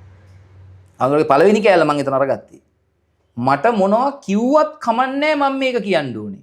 ඒ කෑල්ල ඉස්සර කියන්නේ නැහැ. කෙලින්ම කිව්වා. අද එතකොට ස්වාමින් වහන්සේලාට මේ සමාජය නීතියෙන් තොරව රීති ඔස්සේ සමාජයේ පවත්වාගෙන යන ආගමික නායකයන්ටත් ඒ ගානට ප්‍රෙෂර් එකක් එනවා නම් අපිට කොහොම ඉන්න ඕනේද? ඒක මම ඩිජිටල් ත්‍රස්තවාදී කියන්නේ මේ රට විනාශ කරන්නේ ඩිජිටල් ත්‍රස්තවාදී කණ්ඩායමක් මේ ආණ්ඩුව තියාගෙන රටේ ජන මනස මුළුමනින්ම විකෘති කරමින් ඉන්නවා. අරතරම් බාරදූර වැඩක් කරන්න ඉස්සරහට අපිට තියෙන ලොකු වැඩක් මේ 28 ඉන්න යන්නේ. ඒක අරගාන්ට විහිළුවට ගත්තාම මරු ඉතින්. ෂෝක් නේ එතකොට ඒක. බලමුකෝ එතකොට අපි දැන් එතකොට ඔය කියන එක කරන්නේ කොහොමද කියලා. ඕක තමයි කරන්න වෙන්නේ. කල් ඇදෙනවා මේ සාකච්ඡා. ඒකවත් තේරෙන්නේ නැහැ අද වෙද්දි රටේ නායකයාට. Taman කියන කතාවම තමයි මෙතන ප්‍රශ්නේ කියලා. විපක්ෂ නායකතුමා පිළිබඳව මට සතුටුයි. මම ඔබට පටන් ගන්නකොට කිව්වා අනාගතයේ පැමිණීමට නියමිත කරදරවලට පෙර සූදානම් වීම උදෙසා පෙර සූදානම් වීමට හැකියාවක් සහිත සහ ඒ වගේ විදියට හිතන මිනිස්සු තමයි රටවල් වල නායකයෝ වෙන්න ඕනේ. ඉතින් මේ රටේ එහෙමයි වුණා නෑ. ඒ නිසා අවුරුදු 30ක් විතර තිස්සේ අපි පරදිනවා. ඉතින් අපි ඔහොම යන් හැබැයි අපි උත්සාහ කරනවා ජනතාව වෙනස් කරන්න. ඒක තමයි මේ කරමින්. හොඳයි. කතා බහ ගොඩාක් දුරට අපි සාකච්ඡා කරගෙන ආවා. දැන් මම හිතනවා සමාජයේ තිබිච්ච ප්‍රශ්න තමයි අපි ජන විමසුම කියන සංවාදයේ ඔස්සේ සමාජගත කරන්නට උත්සාහ කරන්නේ. මම හිතනවා එකෙන් මිනිස්සුන්ට දේශපාලන සාක්ෂරතාවය තර්කානුකූලව මේ යන කරුණුත් මත පදනම් වෙලා ගොඩනගා ගැනීමට හැකියාවක් තිබෙනවා කියලා. අවසාන වශයෙන් මේ කතාව අවසන් කරන්න කලින් අහන ප්‍රශ්නයක් ඔබතුමාගේ. දැන් ඔබතුමාම සඳහන් කරනවා ණය ගෙවන්න බැරි වුණොත් 2028න් පස්සේ රට කඩා වැටීමකට ලක් වේවි. අන්න එහෙම හිතලා අපිට ඕනනම් පුළුවන් මේ රට ආපස්සට යන විදිහට වැඩ කරලා අපිට පාලන බලය ගන්න කියලා. මම ඔය පාලන බලය ගන්නවා කියන කතන්දරේ ගාවට එන්නම්. ඔබතුමා සඳහන් කරේ නෑ අපි එහෙම වෙන්න දෙන්නේ නෑ. අපි කරේ එහෙම රට වැටෙන්න එක වළක්වලා රජයට සහාය දක්වන්න අවශ්‍ය උපදෙස් දුන්න එක කියලා. හදිස්සියෙන් හෝ 26, 27, 28 කියන කාල සීමාව තුළ රට කඩා වැටීමකට ලක් වුණොත් ඔබතුමා නියෝජනය කරන කඳවුරේ ටීම් එකක් ඉන්නවද රට ගොඩ නගන්න? ඔබතුමාලා බාරගෙන රට ගොඩ නගනවද? ඔබතුමාලා මේ වෙනුවෙන් ක්‍රියාත්මක වෙනවද කියලා මම අහන්න ප්‍රශ්නයක්. පළවෙනි එක තමයි එහෙම රට කඩා වැටීමක් සිද්ධ වෙන්නේ නැහැ. මම කියන්න උත්සාහ කරෙත් ඒ කතාවමයි. 28 දී ණය ගෙවා ගන්නට බැරි වීම රට කඩා වැටීමක් නෙවෙයි. රට කඩා වැටීම යනුවෙන් හඳුන්වන්නේ 2022 දී ඇතිවෙච්ච ප්‍රශ්නය. එදා ඇතිවෙච්ච ප්‍රශ්නය තමයි අපිට ඩොලර් සංචිත නැතුව ගියා. සංචිතේ නැතුව ගියා, පැමිණෙන ඩොලර් ප්‍රමාණය නැතුව ගියා. එවිට ඩොලර් දීලා මිලදී ගන්න භාණ්ඩ ලංකාව ඇතුළට ගේන්න බැරුව ගියා. ගෝඨාභය රාජපක්ෂ මැතිතුමා ව්‍යාපාර දියුණු කිරීමේ අරමුණින් බදු ප්‍රතිශතය පහළ දාලා තිබුණා. රුපියල් ප්‍රමාණය භාණ්ඩාගාරයට එකතු වෙන බදු ප්‍රමාණය අඩු වීම නිසා අඩු වුණා. රුපියල් හිග වුණා බදු ප්‍රමාණය අඩු කිරීම නිසා. ඩොලර් හිග වුණා ලංකාව ඇතුළට ඩොලර් පැමිණීම නතර වෙච්ච නිසා. සංචාරකයන් සහ රටවල් වල සේවය කරන අය ඇතුළේ අය ආවේ නැහැ, ආයෝජන ආවේ නැති නිසා. ඔය ටික ඔක්කොම වුණාට පස්සේ තමයි තෙල් ටික නැතුව යන්නේ, බෙහෙත් ටික නැතුව යන්නේ, කරන්ට් එක නැතුව යන්නේ සහ වෙනත් විවිධ දේවල් ආහාර භාණ්ඩ ටික හිග වෙන්නේ. කොයි ඩියේෂනයක් සමග. කොයි ඩියේෂනේ තමයි ඒකට හේතුව. කොයි ඩියේෂනයක් ආවේ නැත්තම් ගෝඨාභය රාජපක්ෂ මැතිතුමා හිතපු සමහර දේවල් හරියන්න තිබ්බා. ඉතින් යා තීරණයක් ගන්නේ ටැක්ස් එක අඩු කරන්න මොකක් හරි හේතුවකටනේ. නිකන් එයා එකපාරට උදේ ලෑස්ති වෙලා ඇවිල්ලා මේ වගේ කරනව නෙවෙයිනේ. කල්පනා කරලානේ කරන්නේ. එහෙමත් අවුරුද්දක් විතර ගියානේ. ඒකට ඒකේ ප්‍රතිලාභය එන්න කලින් කොවිඩ් එක ආවා. ඔරොත් දෙන්න බැරුව ගියා. එනිසා රුපියල් ඉග වුණා, අර පැත්තෙන් ලෝකෙන් එන ඩොලර්ස් ටික ඉග වුණා, ප්‍රශ්නෙකට ගියා. 2028 දී එහෙම වෙන්නේ නැහැනේ. ඔය කියන දෙකෙන් එකක්වත් වෙන්නේ නැහැනේ. 22 අරගලයෙන් පස්සේ රට යලි ගොඩ නැගීමේ ක්‍රියාවලිය සඳහා විශාල ලෙස බදු ඉහළ නංවන්න සිද්ධ වුණා. විශාල ලෙස බදු ඉහළ නංවපුවාම ඒක කරන්න උනේ මේ රට වැඩිච්ච එකෙන් ගොඩ ගන්නනේ. දැන් රට ගොඩ අරගෙනත් ඒ ගානට බදු ප්‍රතිශතය තියන් ඉන්න එකනේ මේකේ ප්‍රශ්නේ. පොඩ්ඩක්වත් ලිහිල් කරන්නේ නැහැනේ. එහෙම යනකොට රුපියල් හිග වෙන්නේ නැහැනේ. අර ට්‍රිලියනයක් මුදල් එකතු කරගත්තා කියලා හර්ෂශීල මැතිතුමා කිව්වේ ඒකනේ. ටැක්ස් ගහලා මුදල් ටික ඔක්කොම එකතු කරගත්තාම සමාජයේ තියෙන කැපිටල් එක තමයි ආණ්ඩුව ඇතුළට එන්නේ. එයා කිව්වේ ඒක. ඕක අඩු කරලා ටැක්ස් එක ඕන කරන ප්‍රමාණයට වඩා වැඩියෙන් ටැක්ස් යවුවා කියලා රටවල් දියුණු වෙන්නේ නැහැ. ආණ්ඩුවේ සල්ලි වැඩි වීම නෙවෙයි රටක් දියුණු වීම, සමාජය ඇතුලේ සල්ලි සැරිසරන්නේ. එනිසා ඒක දෙන්න කියලා කිව්වේ. ඒකෙත් ඕන කරන කෑල්ල නෙමෙයි ගත්තේ, පොඩි කෑල්ලක් වෙනම එකක් කරන්න යන්නේ. ඒකත් හොඳයි. ඒක වෙනම කතාවක්. වෙන වෙලාවක කතා කරමු මේක ඕනනම්. ඒතකොට 28 දී ඔහොම ප්‍රශ්න දෙකම වෙන්නේ. ඩොලර් හිග වෙන්න නම් සංචාරකයෝ පැමිණෙන්න ඕනේ, නොපැමිණෙන්න ඕනේ. එහෙම වෙන්නේත් නැහැ. අපි කියන්නේ නැහැ නේ රටවල සල්ලි වන්න එපා කියලා. එහෙම වෙන්නේත් නැහැ. ඔය JVP එක කරපු එකක්වත් විපක්ෂය අය කරන්නේත් නැහැ නේ. එයයි දන්නවනේ ආණ්ඩු කරන්නේ කොච්චර අමාරුද කියලා. ඒ නිසා එහෙම ප්‍රශ්න එන්නේ නැහැ. පළවෙනි එක. විය හැකි දේ තමයි ණය ගෙවා ගැනීමට තරම් ආදායමක් අපිට නැති වීම. එතකොට මොකද වෙන්නේ? ණය ගෙවන්න බැරි වුණා කියලා රට වැටෙනවා කියන එක නෙමෙයි. එවිට ලහිලහියේ යන්න සිද්ධ වෙනවා සාකච්ඡාවලට. ඔයාට 28 මොන හරි ගෙවන්න තියෙනවා ණයක්. ඔයා ඒ වෙනුවෙන් දැන් සල්ලි ටිකක් හොයනවා. හොයද්දී එන කොන්දේසි 27 දෙසැම්බර් ඔයා හොයන්න ගියොත් ඔයාට එන කොන්දේසි සමානද වෙනස්ද? ඔය සරල දැනුම රටේ නායකයාට තියෙනවා නම් එයා අර වගේ උත්තර දෙන්නේ නැහැ. හරිද? එහෙනම් කල යුතු දේ තමයි කල් තියා මේකට උත්තර හොයන්න කියන එක. ඒ වෙලාවටත් මොකක් හරි උත්තරයක් හොයාගත්ත හැකි. වැඩි පොලියට ණය අරගෙන හරි නැත්නම් අර කට් එක අඩු කරගෙන හරි මොනවා හරි කළ හැකි. බැහැයි කියලා නෙමෙයි කියන්නේ. බැයි ගෙවන්න බැයි නම් ඉතින් මොකක් කර විසඳුමක් එන්න එපා. හැබැයි ඒතකොට අපිට එන අවාසිදායක කොන්දේසි ප්‍රමාණය වැඩි. ඔක තමයි ප්‍රශ්නේ. එහෙම නැතු රට වැටෙන්නේ නැහැ. ඒ නිසා ආණ්ඩුවේ කවුරුවත්වත් රටේ මිනිස්සුවත් එහෙම බය වෙන්න ඕනේ නැහැ මේ අපි පාලන බලය ගන්නවා දීලා 159ක් තියෙන නිසා ප්‍රජාතන්ත්‍රවාදී විරෝධී ලෙස ප්‍රජාතන්ත්‍රයට විරෝධී ලෙස මේක පෙරලෙන්නෙත් නැහැ. ඒ කියන්නේ එහෙම බයක් තියාගන්න උවමනාවක් නැහැ ආණ්ඩුව. මගේ දැනුම හරිනම් 2024 දී හරින් ෆර්නාන්ඩ් සහ මනුෂ්‍ය නානායක්කාර කියන മന്ത്രിවරු දෙන්නාගේ ඡන්දයට ඉතාම සමීප කාලයේ අධිකරණයේ විසින් മന്ത്രി ධූර දෙක අහෝසි කළා. දේශපාලන පක්ෂයේ මාරු කිරීම නිසා සමගි ජන බලවේගය ඉඳලා ආණ්ඩු පාර්ශවයට යාම නිසා. ඉතින් ඒතකොට ඒක තියෙනවනේ දැන් පූර්වාදර්ශයක් ලෙස. මේ ආණ්ඩුවේ ඉන්න 159 අපි කියමුකෝ 113 අඩු වෙන්න තව 50ක් විතර ආවා කියලා. ඉතින් ආපු ගම නීතිය ක්‍රියාත්මක වෙනවා කලින් තියෙන අධිකරණ තීන්දුව. ආණ්ඩු පක්ෂයේ ඉල්ලපු පක්ෂයට විරුද්ධව ඡන්දේ භාවිතා කිරීම හරි එහෙම කියලා එනවනේ තියෙනනේ. මම හිතනවා ඒක මම මේ වෙලාවේ ඔය අහද්දිමතක් වෙච්ච එකක් මම කලින් මේ පරීක්ෂා කරලා බලලා කිව්ව නෙවෙයි. අර පූර්වාදර්ශය අනුව යනවා. එතකොට 113 අහිමි වෙන්නෙත් නැහැ. අපේ පක්ෂයටත් මම කියනවා පාක්ෂිකයන්ටත් මේක හොඳට අහන්න. ඒ නිසා මේ ආණ්ඩුව එහෙම වැටෙනවා කියලා හිතාගෙන සතුටින් ඉඳලා වැඩක් නැහැ. එහෙම වෙන්නේ නැහැ. වෙන්න ඕනෙත් නැහැ. මම මේ කතාවේ මැද කිව්වා පාලන බලයන් හොමාරු යුත්තේ ප්‍රජාතන්ත්‍රවාදී ලෙස. ෂෝට් කට් වලින් එහෙම කරලා රටවල් හදන්න බෑ. පාලන බලය ගන්නෙ මොකටද? රටක් ගොඩනගන්නේ. සජිත් ප්‍රේමදාස මහත්මයා නිරන්තරයෙන්ම කියන්නේ මොකද්ද? ප්‍රජාතන්ත්‍රවාදී විදිහට අපි මේක බාරගමු. මාරු කරගමු. ඔය ඇහුවනේ බාර ගන්නවද නැද්ද කියලා. එදත් කිව්වේ ඒක. ප්‍රජාතන්ත්‍ර විරෝධී ලෙස හෝ වෙට්ටු දාලා වංගු දාලා රිංගල බලය ලබා ගැනීම නෙමෙයි. 28 දී පාලන බලය ලබා ගන්නවාද කියලා ඔබ ආව ප්‍රශ්නට උත්තරේ තියෙන්නේ ආණ්ඩුවට අපි කියමුකෝ මෙහෙම ප්‍රශ්න ඇවිල්ලා මොනවා හරි දැන් අපි දැනට බලාපොරොත්තු නොවන වර්ගයේ හරි දැන් මං කියන්නේ එහෙම වෙන්නේ නැහැ. මම ඒක පැහැදිලි කළා. ව්‍යවස්ථාදායක ප්‍රශ්නයක් එන්නෙත් නැහැ, විධායක ප්‍රශ්නයක් එන්නෙත් නැහැ. ඊට අමතරව මූල්‍යමය ප්‍රශ්නයක් එන්නෙත් නැහැ. වෙන දේවල් ටික මම කිව්වා. අපි කියමුකෝ ඊට වඩා වෙනස් මොකක් හරි හේතුවකට වැටුනොත් කියලා නොබැව්වේ. පාලන බලය ලබා ගන්නවද? ඔව්. අපි කරන්නේ ඉක්මනින්ම ඡන්දයක් පවත්වලා ප්‍රජාතන්ත්‍රවාදී ලෙස පාලන බලය ලබා ගැනීම තමයි පළවෙනි අරමුණ. එක. දෙවෙනි එක ඒ සඳහාවත් යොමු වෙන්න බැයි නම් ඒ තත්ත්වයේ යටතේ සුළුතර ආණ්ඩුවක් හරි හදලා ඒ වෙලාවේ රට වැටෙන්න දෙන්නේ නැහැ. හැබැයි ආණ්ඩුව හදාගන්නේ අපි. ඒතොර മന്ത്രിවරු කණ්ඩායම ජවිපේ වෙලා අපේ නායකයා රටේ නායකයා වෙන විදිහේ විකෘති ක්‍රමයකට කරන්න බෑ. එදත් ප්‍රශ්නේ ඕකමනේ. ඒකෙම කොටසක් වගේනේ බහන්නේ. ඒ නිසා ඒ හරි සිස්ටම් එකට අරගෙන ජනතාවට කියලා අපිට ප්‍රජාතන්ත්‍රවාදීව ඡන්දයකින් මේක ලබා දෙන්න අපි ඒක කරනවා. ඒක තමයි කතාව. විසඳන්න ටීම් එක ඇති වෙන්න ඕන නැවත අවසාන වශයෙන් එක දෙයක් කියනවා. ඔබ පටන් ගද්දී ඇහුවා අපි දිගින් දිගටම පරාදයි. මං කිව්වා ඔව්. පාලන බලය ලබා ගැනීම උදෙසා අපි අසාර්ථක වුණා.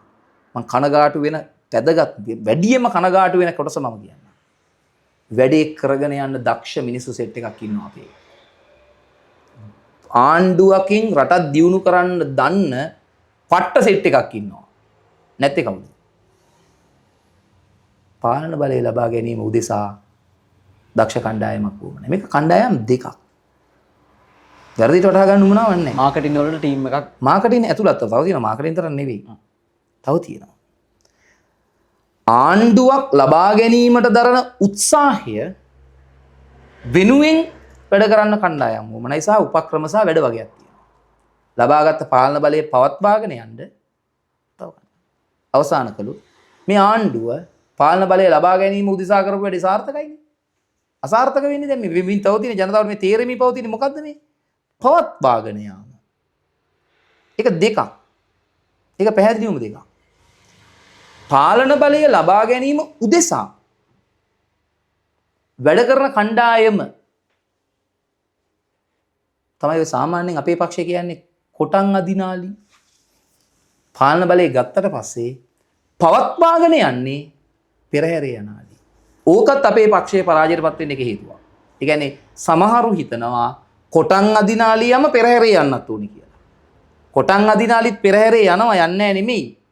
හැබැයි සමහර විටක කොටන් අදිනාලිය පෙරහැරේ යන්නේ පිටිපස්සෙන් වෙන්න පුළුවන්. පෙරහැරටම සුදුසු අලියෝ ටිකක් වෙනම ඉන්නවා. පාලන බලය ගත්තට පස්සේ මේක පවත්වාගෙන යන්න දක්ෂ කණ්ඩායමක් ඇති වෙන්න අපිට ඉන්නවා. අපිට හිග පාලන බලය මාරු කරන්න දක්ෂ කණ්ඩායම. අපි එහෙම අය හොයනවා. තරුණ ළමයින්ටත් ආරාධනා කරනවා. ඔබට පුළුවන් පාලන බලය පවත්වාගෙන යන්න තත්ත්වයටපත් වෙන අවුරුදු 10 15කින් 20කින්. පාලන බලය මාරු කරන්න කොටන් අදින්න කැමති අලි ටිකක් අපි හොයනවා. තරුණ සංවිධානයේ සභාපතිවරයා ලෙසත් මම ආරාධනා කරනවා ළමයින්ට එන්න අපි මේකේ කොටන් ටික අදින්න ඕනේ. පෙරහැරේ යන සෙට් එකක් ඉන්නවා. අවාසනාවට පෙරහැරේ යන්න කලින් කොට ටික ඇදලා ඉන්න ඕනේ. ඒ කොට අදින අරින්ටත් අනාගතේ පෙරහැරේ යන්න පුළුවන්. ඒ ගැන කනගාටුවක් ඇති කරගන්න උවමනාවක් නැහැ. එහෙම එකක් මෙහෙමයි. අද ඔබ වුණත් YouTube ප්‍රෝග්‍රෑම් එකක් කරන ඔබ තව අවුරුදු 5කින් ප්‍රධාන නාලිකාවක ප්‍රධාන ප්‍රවෘත්ති විකාශය ඇතුළේ ඉන්නවා දකින්න පුළුවන්. හැබැයි ඔබ අද ඉල්ලුවොත් ඔබට ඒක දෙන්න විදියක් නැහැ. ඔබේ තත්ත්වයට ඇවිල්ලා නැහැ තවම. ඒ නිසා ඔය පාර දිගේ ඉස්සරහට යද්දී ඔබටත් ඒ අවස්ථාව ලැබෙවි. ඔබ දක්ෂ නම් රටේ ඉන්න තරුණ තරුණියන්ටත් මම කියන්නේ එන්න. අපි මේක මාරු කරගන්න ඕමනයි. මොකද්ද මාරු කරගන්න ඕමනා? පාලන බලය ප්‍රජාතන්ත්‍රවාදී විදිහට ඒකට එකතු වෙලා වැඩ කරමු. පාලන බලය ගත්තට පස්සේ වැඩේ ලස්සනට කරලා මේ රට දියුණු රටක් බවට පත් කරන්න. කොහොමද මේ වැඩේ කරන්නේ කියලා දන්න මිනිස්සු ටික අපි ගාව ඉන්නවා. ඒ අයගෙන් වැඩේ අරගන්න නම් මේක මාරු කරගෙන අපේ පැත්තට ජයග්‍රහණය අවුරුදු 30 ගානකින් ගන්න බැරි වෙලා තියෙනවා. ඒ වෙනුවෙන් වැඩ කරන්න කැමතියි. අපිත් එක්ක එකතු වෙන්න ආරාධනා කරමින් මගේ කතාව ඉවර කරනවා. හොඳයි. මේ කතා බහට මං හිතනවා සමාජයේ තිබිච්ච ප්‍රශ්නවලට ඔබට හොඳ පිළිතුරු ටිකක් ලැබෙන්න ඇති කියලා. එහෙනම් ඉතින් අපගේ ජන විමසුම සංවාදය දෙවන දිගහැරුම මේ විදිහට අපි අවසන් කරනවා. ඉතින් අපේ ගෞරවනීය ඉල්ලීම පිළි අරගෙන අපිත් එක්ක එකතු වුණු විපක්ෂ නායක මාධ්‍ය ප්‍රකාශකතුමාන් පාර්ලිමේන්තු මන්ත්‍රී අපේ ප්‍රසාද් සිරිවර්ධන මන්ත්‍රීතුමාට බොහොම බිහිම ස්තුතිවන්ත වෙනවා. ආයුබෝවන්.